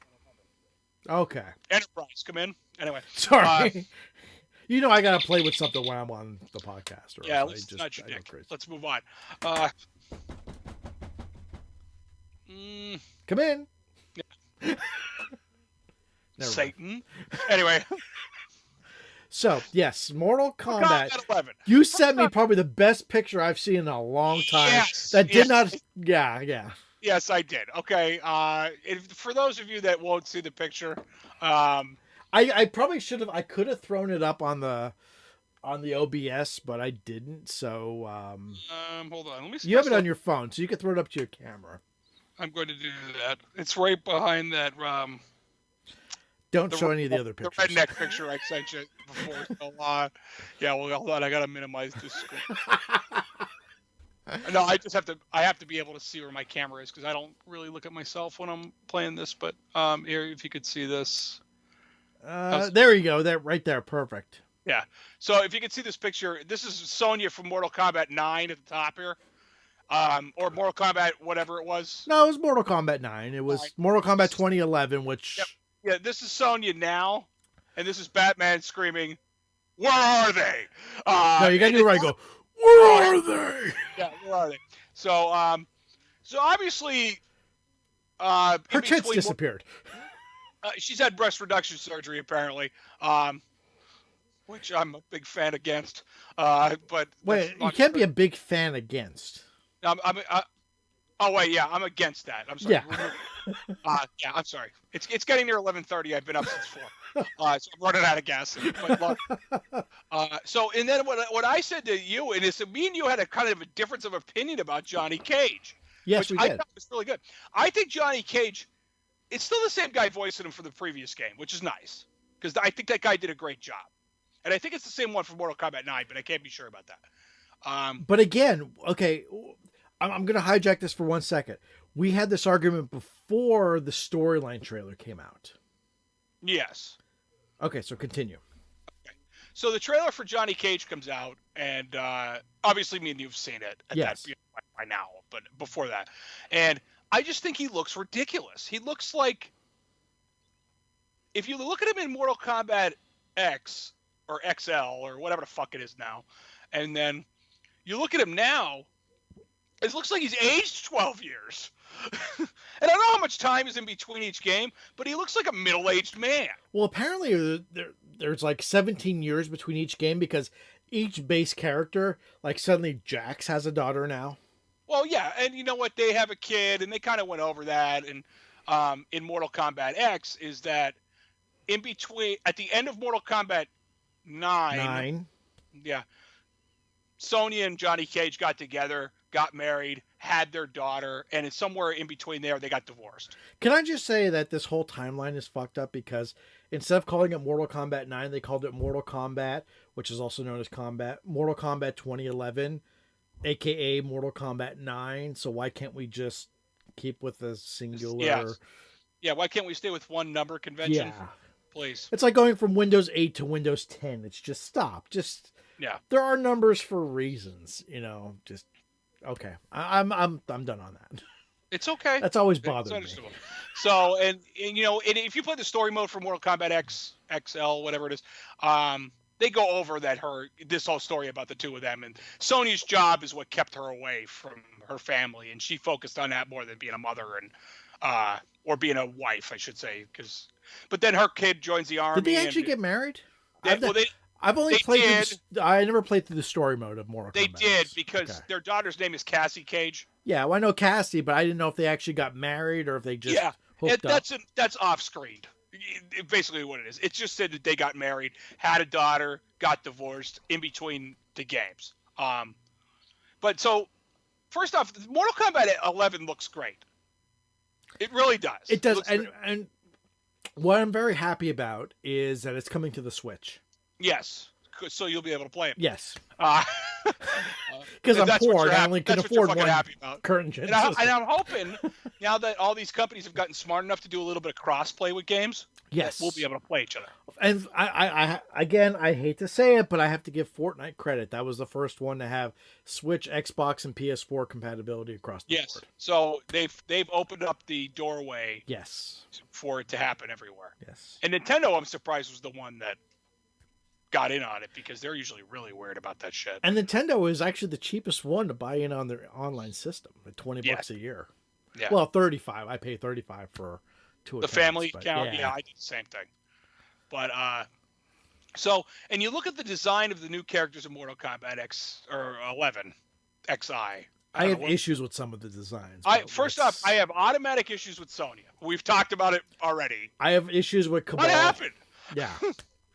But I will say, for those of you who have not seen the storyline trailer, it has a time travel element in it with a timeline that explains the fact that we see two different Scorpions in the initial reveal trailer.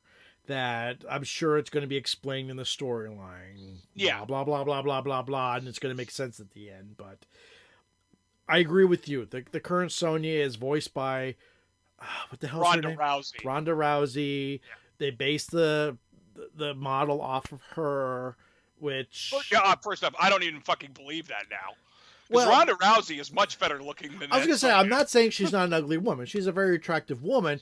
But at the same time, again, we're being very masochistic here.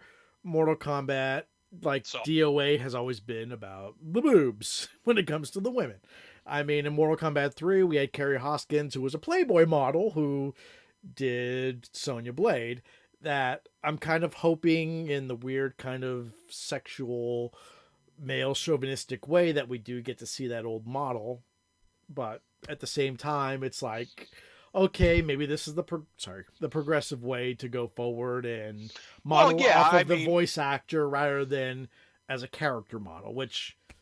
Again, I don't completely agree with, but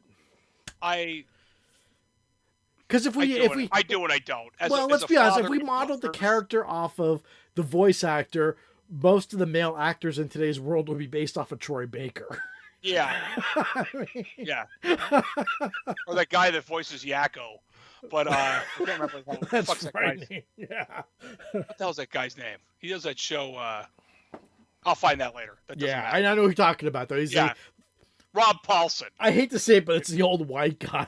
Yeah, Rob Paulson. That's it. He has a great show on YouTube, Talking Tunes. Backstory: if you get to see the Netflix documentary, what the hell is it called? I Know That Voice is a great documentary about voice actors. Really? Oh, I might watch it tonight then. Yes, watch it. It is fantastic. I know that voice. Okay, all right.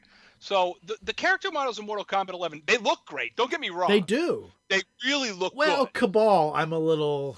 but he turns more like a robot every single version. He's not a robot. I know. That aside, but the models look beautiful. And Mortal Kombat's a game that has progressed in its looks, which it should via technology. They always look more human. Pretty soon the games are going to look too real. I was going to say, what I could say is the gameplay footage is better than what we could ever hope for full motion video footage 2 generations ago. Yes. Oh, man, they were bad. I mean, I just actually probably about 2 months ago, I popped in Mortal Kombat Armageddon, and the opening FMV where they're going up that pyramid it's not cringeworthy, but it's not awesome. It's not fantastic as it was back in 2005. Cringeworthy. That's not a word you hear too often from adults. I heard that from my 21-year-old niece the other day. I feel old now. Describing what? I'm curious. Some app. Oh, TikTok. okay. She goes, isn't that the one where they make those cringy videos? I'm like, ask Kate. I don't know. But yeah, like I said, the game looks beautiful. And let's be real, Mortal Kombat doesn't live in reality. It never really has. And, if anything by watching Mortal Kombat 9, XL, and now this, is that most of these people would have been dead fight 1. You know what I mean? Their first battle. These people should be dead. What I do like about Mortal Kombat 11 is the new dynamic of managing how you do certain moves. There's 2 meters on it if you're watching. Ed Boon explained this in a video. And I'm sure, I don't know if you've seen it, it doesn't matter. There's 2 meters offensive and defensive. Really? I haven't seen that yet. If you look on regular gameplay, no trailer gameplay, it's different. Okay, so I've only seen trailer gameplay. Yeah, so. there's on regular gameplay you have to see it, and there's a meter in the left corner and the right. There's a meter like an L meter in the corner, and one's offense and one's defense, and that's how you manage like EX moves and and so on and so forth. So one of the things I do like is Johnny Cage has become more an actor in the game than he ever was, because that's really what he is, Oh yeah. But there's actually a part where he calls his stunt double in to hold the guy in place that he's fighting. He's fighting Baraka. The stunt double holds him in place while Johnny beats on him for a while, and then the stunt double steps away. I think that's awesome. That's a really neat idea. It's about time they started to use that kind of stuff. But that being said, I think the mechanics and the gameplay of the game look great. The character models, I don't know where they're going here. If they tried to make them look more human, is that what we're trying to do, Ed? See, that's where I'm curious. How's John Tobias doing? Am I being too loud? No, you're not being too loud. No. Okay, so we got to speed this up. So let's finish this up. Well, tell you what. I'll be honest. I got to piss. Can you take the reins for 3 I'll minutes? take it for a couple minutes. So, okay. Go piss. Just go outside and piss. So Trev's got to pee. That's really funny. Anyway, but I just have a fear that that's what's going to stop me from buying this game. Not that I won't buy a Mortal Kombat game, because literally since Mortal Kombat 1, I've purchased every one of them except Shoal and Mugs and any of the Game Boy iterations because they're garbage. But, I mean, they're on Game Boy. So is it going to stop me from purchasing this? I want to see the rest of the characters. That's what I really want to see. I want to see what they look like, how they play, and how it's going to go. Like, they've already shown Shao Kahn and all this other shit. And I thought he was dead. He should be dead. Isn't this guy dead already? Have we had enough of him? But I like the Dark Raiden. I think he looks cool. Shinnok's disembodied head. That's really funny, too, because the fucker deserved it. But, like Trev's right about Cabal. He does look a little robot-y. And how you kind of put it, he kind of looks cybernetic, which, saving face or whatever, he really, has all that stuff to keep himself alive, at least in story mode. I think Aaron Black is the next character that's going to come out. I think he was accidentally leaked, which is like the gunslinger guy. If you've never played it or you have played it, or it doesn't matter. He's like their gunslinger guy, which is really cool, but he's got a very Clint Eastwood man with no name kind of setup to him. Real hard ass, real hard edged, but he's more of an assassin than he is, this guy who's kind of just out for revenge, if that kind of works. So I hope that this game ends up being good, because, I mean, it's Mortal Kombat. They really rarely ever fail, except for Mortal Kombat. I was Well, Trev's back now from peeing. I'm back. Yeah. I just left off talking about how I hope the game that the Mortal Kombat hasn't really failed you as it moved forward. I think Mortal Kombat 4 was a colossal fail, but that's just me. Yeah, it was a tough transition from 2D to 3D. Yeah, and that's why 2D fighting games should never go 3D. Yeah. I I was trying to think of an exception to that rule, but yeah, no, you're right. I mean, it went from 3D from Mortal Kombat 4 to Deception to what was the other one? Not Altered Alliance. Oh, Deadly Alliance. Deadly Alliance to Armageddon, and then 2011 Mortal Kombat 9 really brought it back to 2D, and then that's where it came home again. Yeah, they kind of never should have stepped out of that. No, it shouldn't have.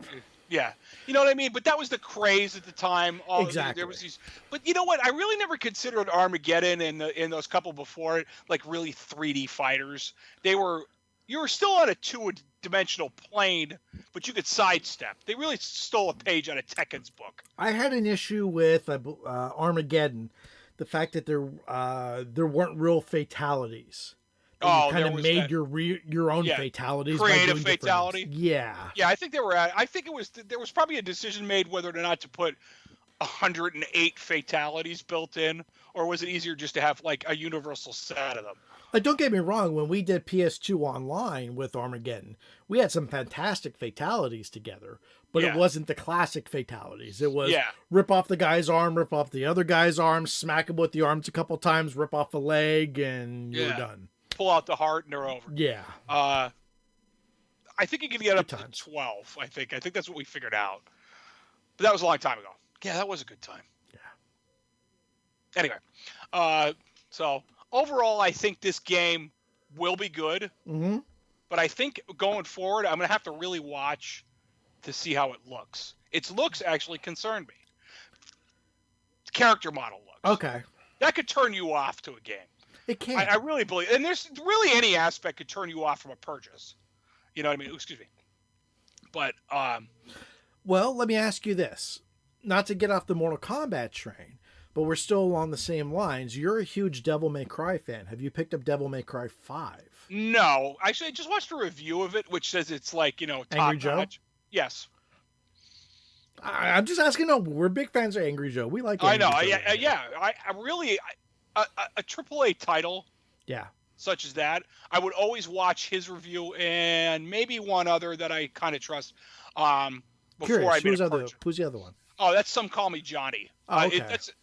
I like that channel. He does a lot of indie stuff too. So and that's how I found out about Shantae. If you've never played them, no, I've never played that. They're nice little platformers, and they're really, they're not hard. Mm-hmm. They're very Metroidvania. Oh, okay. Very Metroidvania. Our favorite genre, of course. But they're also, it's like, I don't know how to say that it's not for little boys of the teen variety, but it is. Is it slightly mature? It is, but it doesn't know it is.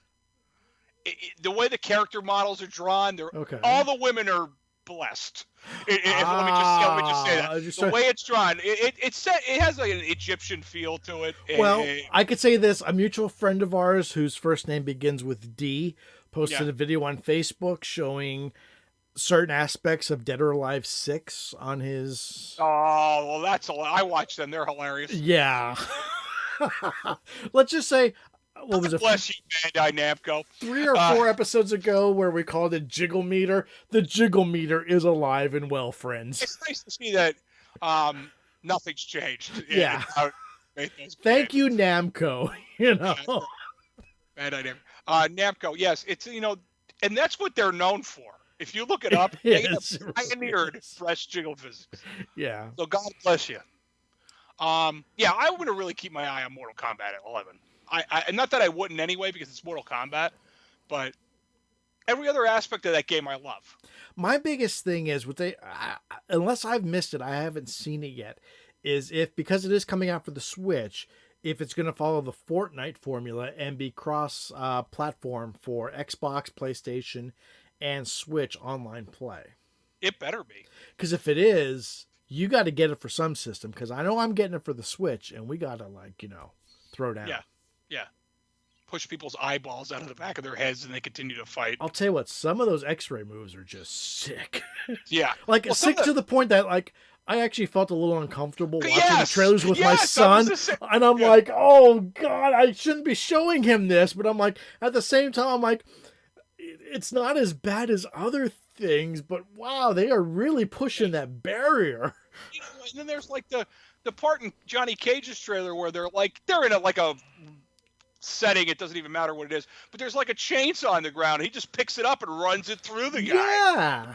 I'm like I like the interactive environments. That was a great idea. That started on Mortal Kombat 4. No, not Mortal Kombat 4. Yeah. The DC. No, that started in Mortal Kombat 4. Oh yeah, no, it did. Yeah, because you could pick up the boulder. Yeah. And throw them out of those interactive. Kind of. And Boone and the. I'm thinking Annihilation, not Annihilation. No, that's the shitty movie, Annihilation. What was the DC game? No, that was Mortal Kombat versus the DC Universe. No. The Injustice. That's what I'm thinking of. That really introduced all the interactive environments. Interactive environments, yeah. I think Mortal Kombat 9, 2011, whatever the fuck we call it. We have to settle on a name for that. It's changed names. That's the problem. It was originally just Mortal Kombat, and then everyone called it, Mortal Kombat 2011 to differentiate it from the original 1991 version. And then over time, once they came out with Mortal Kombat X, which everyone assumed was 10, now that's Mortal Kombat 9. I call it MK9. So even though after Mortal Kombat 4, there were 3 games after Mortal Kombat 4, so technically we're only up to 8. So I don't know. Yeah, you're right. Actually, technically Mortal Kombat 4 shouldn't have been 4 because Trilogy came in between 3. Actually, Ultimate came from MK3, MK3 Ultimate. They're just MK Trilogy, then MK4. They're on if you're going by that, they're on Mortal Kombat 30. You know what I mean? It's MK XXX, which who knows? We might get to that before we die. I think that's where Mario went smart and just started naming each version rather than keeping with a number. Yeah. They went to Mario 3 and then went, fuck that, Mario World. Then we're going to go with Mario 64, Land. Mario Sunshine, Galaxy 1, Galaxy 2. Yeah. That's when, where could Mario go? It would go farther. He had Super Mario World, Land. He was like, fuck it. Oh, yeah, it's true. Yeah, Land 1 and 2 on the Game Boy. Yeah, he's like, fuck it, we're putting Mario in space now. That's exactly how Nintendo figured that out. Yeah, they're like, you know what? He's going to space. Super Mario Galaxy. Yeah. Send him up. That's it. Send him up there. What, that made money? Make a second one of those. Yeah. Oh, the second one was already in design before the first one was even fucking complete. Sequelitis is. So. My question is, and this is a good question. What is it about? No, about the new Mortal Kombat. Okay, all right, yeah, because we got way off topic. Yeah, sorry. Because they had such a successful DLC pack with Mortal Kombat X. What? You mean a DLC racket that they had racket, going on? Yeah, it's still a racket. But I'm sorry, NetherRealm, but you guys used to be the top-notch people for that shit. They used to be one of the higher-end guys for that stuff. When they did Mortal Kombat 9, they straight up offered. But the thing about Mortal Kombat 9, I remember, and that's what I'm calling it because I'm not going to just say it wrong again. If you didn't buy the DLC and I did, could still play with my DLC character and there was no fucking issues. They were the first ones to do that. But I had issues with that because it was over the summer. So we're talking about 6 months ago, possibly, that Mortal Kombat 9, 11, 2011, whatever you want to call it. Mortal Kombat 9. Mortal Kombat 9. To buy the DLC characters on the PS3 store was still $15. The same price it was 2 years before that, 3 years before that. I ended up buying Mortal Kombat Complete at a used store for $10 just to save $5 to get the DLC characters. Very nice cheap moment, I must say. It was a cheap moment, but I saved $5 even though I technically bought the game again twice. Yeah. But they should lower the DLC over time. You're right, and that's something they should always consider. Yes. You know? But my question is, they had such a successful DLC campaign with Mortal Kombat X, Mortal Kombat 10, whatever you want to call it. They had a hugely successful campaign with Injustice 1 and 2. Injustice 1 and 2. Especially Injustice 2. I mean, once they announced the Ninja Turtles, shit, I wanted the game just for the Ninja Turtles. Yes. And I have to wonder now, what are they going to offer for X2, I guess? XI. What do they actually? Did they actually name the official? It's MK. They're calling it Mortal Kombat 11, but they don't have like a term for it. You know what I mean? Like a bullshit term for it. Yeah. But I have to wonder what they could do, because I mean, they did Jason the Predator. They've done Freddy in the past. They did They did Leatherface too. Leatherface. In Injustice, they did the Turtles. Hellboy. You know, Raiden. They did in that. Yeah, Raiden. I forgot about that. Raiden and Sub-Zero were in that game, and then they did a bunch of them in that. But I mean, where do you go from there? Yeah, because those are some damn good DLC characters. You know, I would have really loved to seen Hellboy in the Mortal Kombat game. Let's be fucking real, how awesome that would have been. I would have loved to see the Ninja Turtles in the Mortal Kombat game. Nah, they don't kill. You know what I mean? At least not in the modern age of children's animated shows. I love the College Humor video where the turtles kill. They start killing people, and they're like, "Wow, it was that easy." Yeah. You know. Yeah. You ever see Turtles Forever? No. Oh, you have to watch Turtles Forever. What is it? What it is? It was the 2006 version of the Turtles that was on Nickelodeon. Okay. Like Back to the Sewers or whatever it was. Yeah. My son Jack watched all of those because they ended up in space at the end. Yeah, that show got fucked up. They meet the Turtles from the '88 show. I did see that. That fucking movie's awesome. I did see that because he's like, those turtles look stupid. I'm like, shut your stupid mouth. Those are the turtles I grew up with. Third time this show, folks. Shut your mouth. Learn what's good for you. So yes, they look stupid with their little like initials on their belts, but shut up. Those are turtles. You don't realize that shit when you're a kid, though. I never realized that kind of crap, but then they meet the original, the black and white version of them, which was the Eastman and Laird's original. Yeah, the comics, which I loved reading those comics back in the day. Oh, they were great. They were surprisingly more violent than the cartoon. They were adult. I mean, that was some adult shit right there. But you know what? Eastman and Laird got smart and took that to the right people, made millions and jillions of dollars on it, and now they don't even own it. No, they don't. They sold it off. They sold it to Nickelodeon, who owns the rights to it now. And the new animated show is okay. I don't like the art, so I haven't watched it. Yeah, I think the art was right janky. before that. That was like the more CG looking. Yeah, I liked that show. I think that had a lot of promise. But then they just canceled it. Okay, I hate to say it, but is this the one where Donatello was gap tooth? Because that's the one Jack watched a lot. Yeah, he watched a lot of that. I liked that version of the Ninja Turtles. That was my favorite one since the original '88. Ironically, the guy who voiced Jacko was the voice of Leonardo in that one. Yep. So. And in that show, all the people that voiced the original '88 Ninja Turtles, that's what we're going to call that to save time. Sure. They were all in the new show, playing different characters. But they were all played a character on the new show. And I think they went out to do that on purpose. Well, I think the worst thing is they're rebooting, again, the Ninja Turtles live-action movies again. Reboot? I'm like, fuck. I mean, the original ones, yes, the original one was awesome. It's cheesy, but it's awesome. The second one... Like a cheese about it. It's just still good to watch. In the late 90s, early 2000s, there was a cheese level that was acceptable. I mean... Because you knew that's all you could get. Yeah. You know what I mean? There wasn't, like, great computer graphics. You weren't going to see a movie fucking Tron again, you know? It was all practical effects. You know? And that's what's somewhat missing in this. And the original Ninja Turtles, the Michael Bay one, was horrible. The second one, my son and I went to see in the theater, which was kind of a fan service for our generation because we got to see Krang and the Technodrome and all that shit. And it was still bad. Don't get me wrong. It was still bad. But at least we got a little bit of fan service. And now they're talking about rebooting it a third time.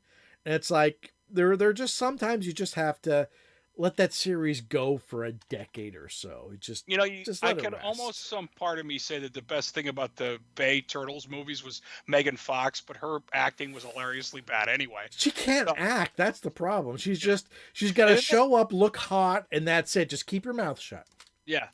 And then they had what's his face, Stephen Amell, whatever you pronounce his name, play Casey Jones. Which, don't get me wrong, he's a great actor. But he's Green Arrow. Stay as Green Arrow. Stay as Green Arrow. Please, Steve, Yeah. just do us a favor, because you know what? There's only a handful of. First off, in the comic book, you never saw Casey Jones's face. No. He was like Judge Dredd almost, where Yes. you've never actually seen him.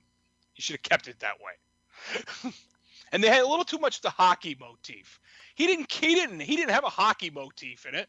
He just had a fucking hockey stick because he needed a weapon. He also had the best. I like the original Casey Jones in the '90s Turtle film. Yes. I love that guy. He's Elias great. Cotillas. I don't know if I'm mispronouncing his last name, but yes. Yes, no, I agree with you there. And I'm sorry, the 1990s April, the fuck is her Judith name? Hoag? Yes, still a hottie to this day. Yes, she is. Even though last time I saw her, she was doing Hallmark movies and Microsoft commercials. Still a hottie. Hey, you got to eat. You know? That's not wrong. But as for the Michael Bay Turtles, I'm a big believer whenever you insert Will Arnett into any movie, you're willing to say you're just tapped out. You're willing to accept anything at that point. Hey, Will Arnett is Batman, Lego Batman. Yes, but Will Arnett is not a good actor. No, he's not, but I think that's the No. point. And I think that's why he's getting as far as he is. I mean, that's why he got so far as he did because of Arrested Development, because he played Job, who was just a mockery of himself. Yeah. I mean, he did bring back the Final Countdown by Europe for a while, but that's about it. Yikes. So, I think we've ran the gambit. We've run more than the Gambit. Speaking of Gambit, we haven't heard anything about the Channing Tatum Gambit movie in a long time. Thank God, because Channing Tatum. That's the end of it. You don't want Magic Mike as Gambit? No, I don't. I would have been fine with that guy that played him in the Wolverine movie. He was a little weak. But he did the character pretty decent. He was a victim of writing that guy. I do have to admit, like most films. Even though that Wolverine Origins movie, yes, the claws were horrible as CG. Oh, they were bad. And the whole Deadpool thing, I still kind of like that movie because it is a decent movie. I think if that movie did better, that you would have gotten more of movies of that type. But I'm glad that they redid Deadpool, because what they did to Deadpool at the end was just probably the worst cinematic crime of all time. Yeah. I mean, that was just... No, we won't go there. Because Ryan Reynolds. Ryan Reynolds is the man. He is. He really can do no wrong right now. That is true. He's doing a second movie, The Bodyguard's Wife. The sequel to The Bodyguard's Bodyguard, I think it was the one with him and Sam Jackson. Oh, that movie's fantastic. Hitman's Bodyguard. Hitman's Bodyguard. So I think it's the Hitman's Wife's Bodyguard. Because he just posted an Instagram on that. Yeah. And yeah. Did you see the Instagram where him and Hugh Jackman tried to put their social media feud to an end? So he did a video, a commercial for Hugh Jackman's coffee. Then Hugh Jackman did just a horrible one for his gin. And yeah, that was great. He pours it out on the table. Yeah. That's some good shit right there. That's great gin. I'll try it someday. Yeah. You know? But here's what I have to say about that. I know he's over. I know he's done with the character. But no matter what, and no matter who steps into the character, which it's going to happen in our lifetime, Hugh Jackman was an unknown actor who stepped into Wolverine and will always be Wolverine no matter what. He will be. Because you think about it, I remember seeing this one post that was like, in the time, you think about it, there's been like, how many guys played Batman? 5?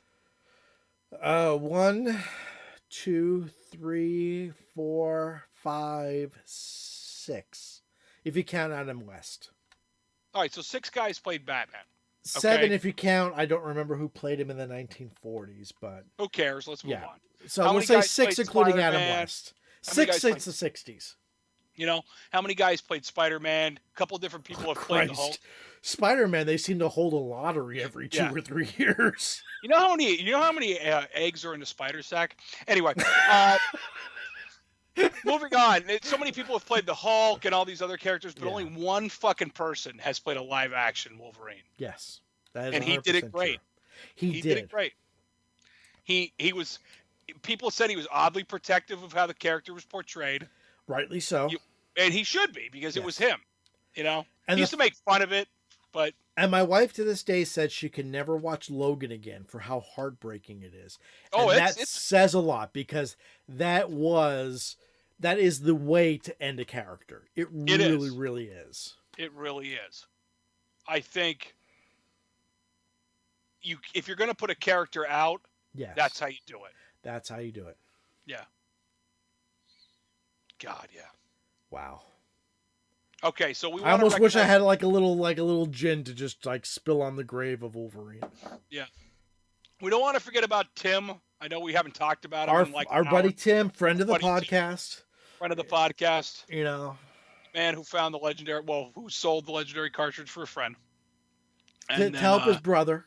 Help his brother. Literally Help his to brother. help a brother out, he sold a Nintendo World Championship cartridge. Yeah. Good man. Good man, Tim. That's how you take care of your family. Yeah. That is. All right. I don't know why I'm laughing about that. It's really funny because we really have taken this guy's name through this whole show. It's fantastic. And we don't even know who he really is anyway. No, we don't. But we just know him from a video. That might not even be Tim. That might not even be his real name. But he's a friend of ours. We know him well. He's a good guy. And we know you have a lot of money now, Tim. So if you want to sponsor us. Oh, that's just cold. That was fucking shameless. That was just cold. Let me fucking tell you right now. Oh, man. I'm like shaking off the frost on that one. I want to touch on one thing real quick of how the Halo thing that we talked about before the show. Oh, yeah. So now you knew the whole story. I didn't catch the one part of it where somebody cut a deal, some kind of deal, and then the Halo and Microsoft or whatever Epic Games, pretty much with Anthem, said that they had a beef with Steam and they were going to their Epic launcher. That was the only way you could get Anthem after the pre-orders were fulfilled on Steam. And the Epic Game Store pretty much started gathering as much exclusives as they can to really make a competition against Steam, which you're not going to beat. If you think about it, I mean, Steam is just a huge entity. Nothing has, I mean, even the Bethesda launcher, you don't have as many games as Steam. So Epic was going after Steam. And they started amassing all these exclusives. And they're like, we're going to beat Steam. We're screw you, Valve, blah, blah, blah. And then Steam just pretty much like took the mic and went, guess what, bitches? Halo Chief Collection. Yeah. Endgame. Yeah. Steam would hold my beer. Yeah. And they talked to Microsoft, and Microsoft is putting the Halo Chief Collection, bam, on Steam. Yep. So if you don't have an Xbox, also known as a Halo machine, we've talked about this, I know. You can now get the Halo Chief Collection when it comes out on Steam. Yes. Which I had an issue. I forget who the reviewer was, but they said this is the first time you'll be able to get Halo on a PC, which I call bullshit on, because I have a copy of the very first Halo on PC. I think this is the remastered edition. I think that's what that kind of was going after. But I called Halo, when I heard that, I'm like, that's bullshit, because I still have a copy of the original Halo. Yeah. Halo Anniversary and Halo 2 Anniversary are fantastic. And one of the best features of the game is you could easily move between the original look and its modern remake at any time. Because John and I were playing you all right there? Yeah, I went to itch my ear and the whole thing fell off. So yeah, no, I'm good. John and I played Halo Anniversary when it came out. The year it came out. I don't know what year it was. It doesn't even matter. But so we're playing Halo Anniversary and we're trying to remember like where to go because it looks too good. So we had to we had to put it back in the original mode. Be like, oh yeah, here we go over here. but then we would quickly switch it back. But to see the transition, Halo 2 was a neat transition for some stuff. It was because it introduced a lot of vehicle combat. Because I remember JP and I played it back in the day, and that was fun. Yeah. But I mean, just the anniversary edition introduced, you know, I mean, it's like, you know, they really did take the Xbox and made it just, you know, used it to its limits. Mm-hmm. I really think Halo did. But now that you have consoles like the Xbox One and, you know, even the 360 before it that made Halo 2, actually Halo Anniversary only showed up on the Master Chief Collection now that I think about it, so it's only been on the Xbox One. But to see what they could have done is crazy. Yeah. Now, what does it go up to? Does it go up to Halo Reach, I think is the last one? Or Well, no, actually, Halo goes, I think it's 1, 2, 3, and then 3 in a game called ODST came out at the same time, which is called Orbital. Yeah, I remember ODST. That was like a weird in-between. It was a side story kind of thing. It was actually pretty good, and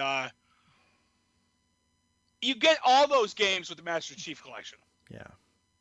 You get them all. You get 1, 2, 3, and 4.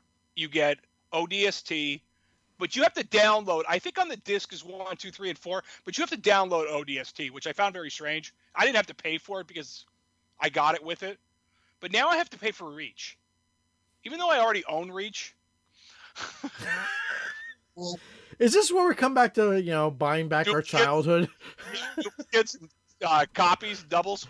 Yeah, but it's like I want to play Reach again because Reach is a prequel to the Halo universe.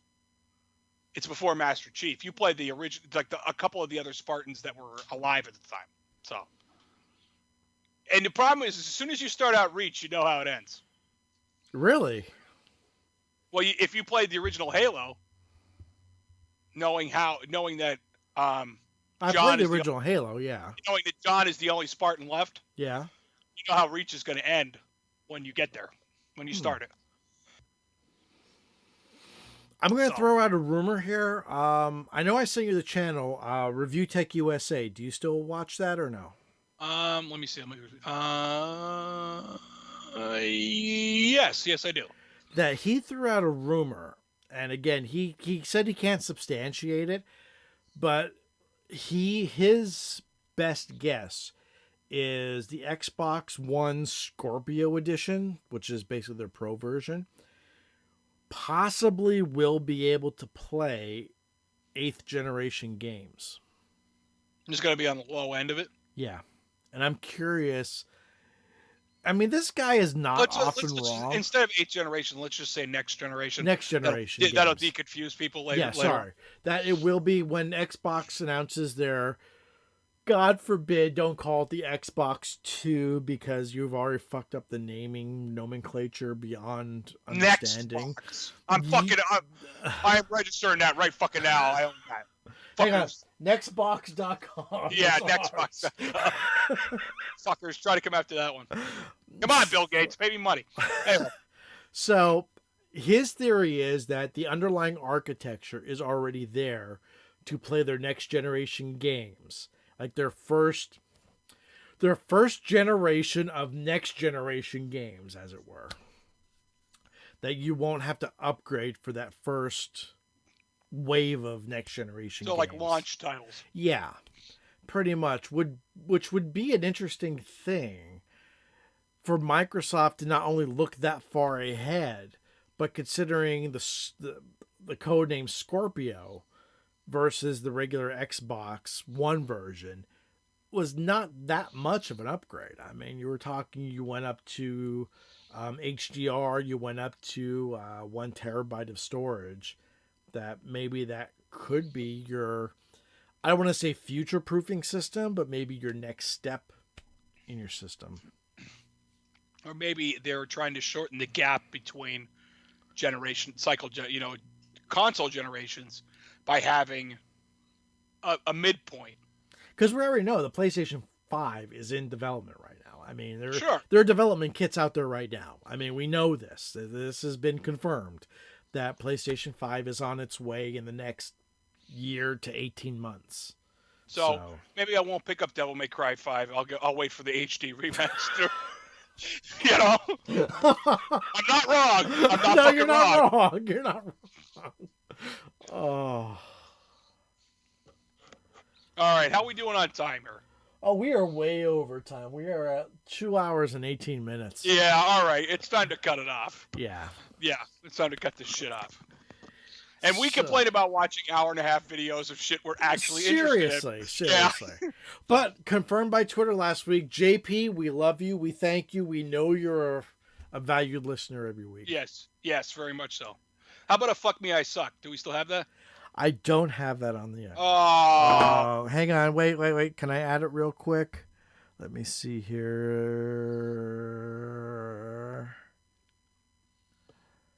Oh, I don't think I have a Fuck Me, I Suck. Nope, I don't have a Fuck Me, I Suck. Oh. Nope, it's not on the soundboard. I can't give it to you. I'm sorry. Price is Right fail sound. That I can give you, sir. Let me see. I might be able to give you... Hold on, before you hit anything. Yeah. What would Tim say about you? Tim would say he's very disappointed in me because of me. His brother would die. Wow, that's fucking low, man.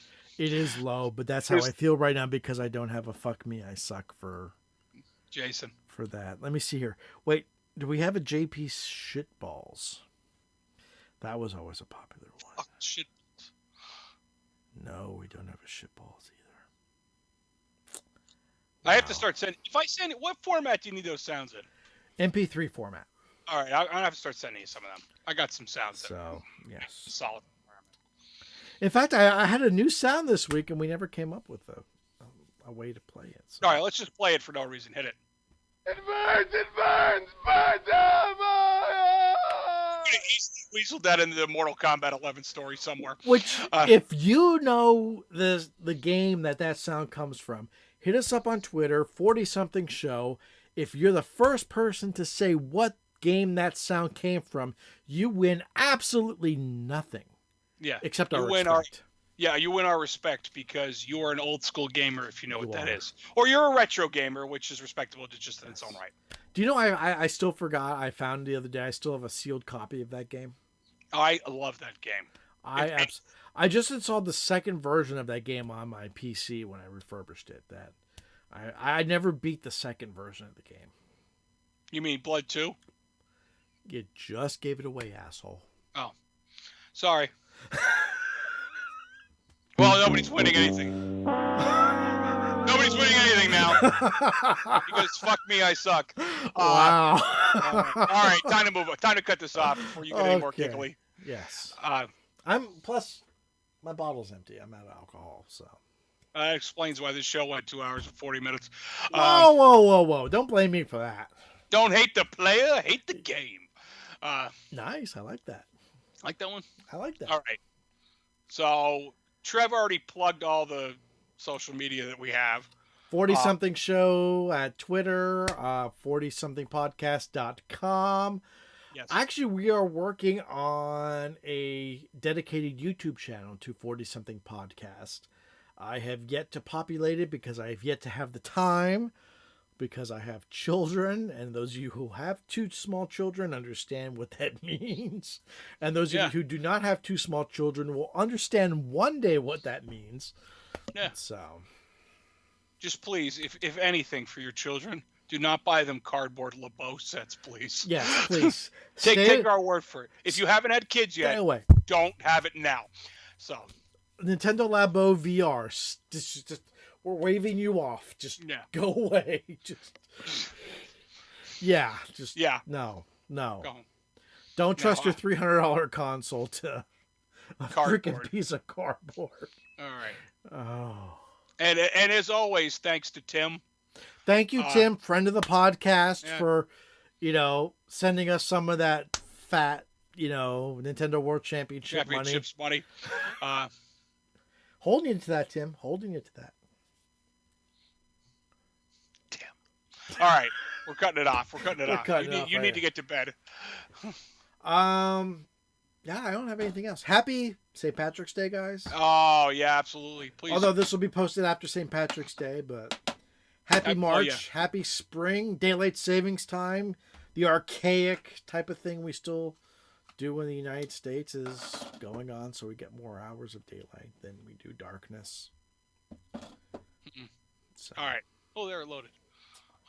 You got anything else, my friend? No, I'm good, brother. You enjoy your weekend. And I would say I talk to you tomorrow, but I'm sure I'll talk to you tomorrow when you drunk text me. Oh yeah. I'm guessing by about 5 o'clock you'll be kind of incoherent. No, I'm not going to the bar till 6. So 6? So by about 7:30, 8 o'clock? 7:30, yeah, that's when the stupid shit will start.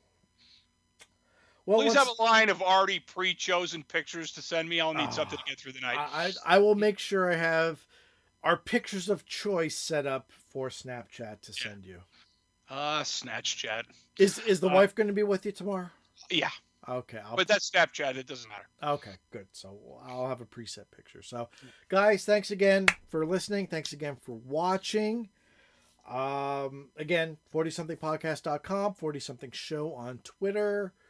We don't have Facebook because really, who gives a shit about Facebook, considering it was down most of this week. So it's the end of the world. It's the end of the world. Oh my God, Zuckerberg! Yeah, hit the fire thing. What? Hit the sound effect you wanted to play. Facebook this week. It burns. That's what happened to people. Do you know, honestly, I saw online more people are upset about Instagram being offline than it was Facebook, which just shows the sad time of times. Yeah. So, okay, guys. Thanks for watching. Thanks for listening. And we'll see you in 2 weeks. Bye.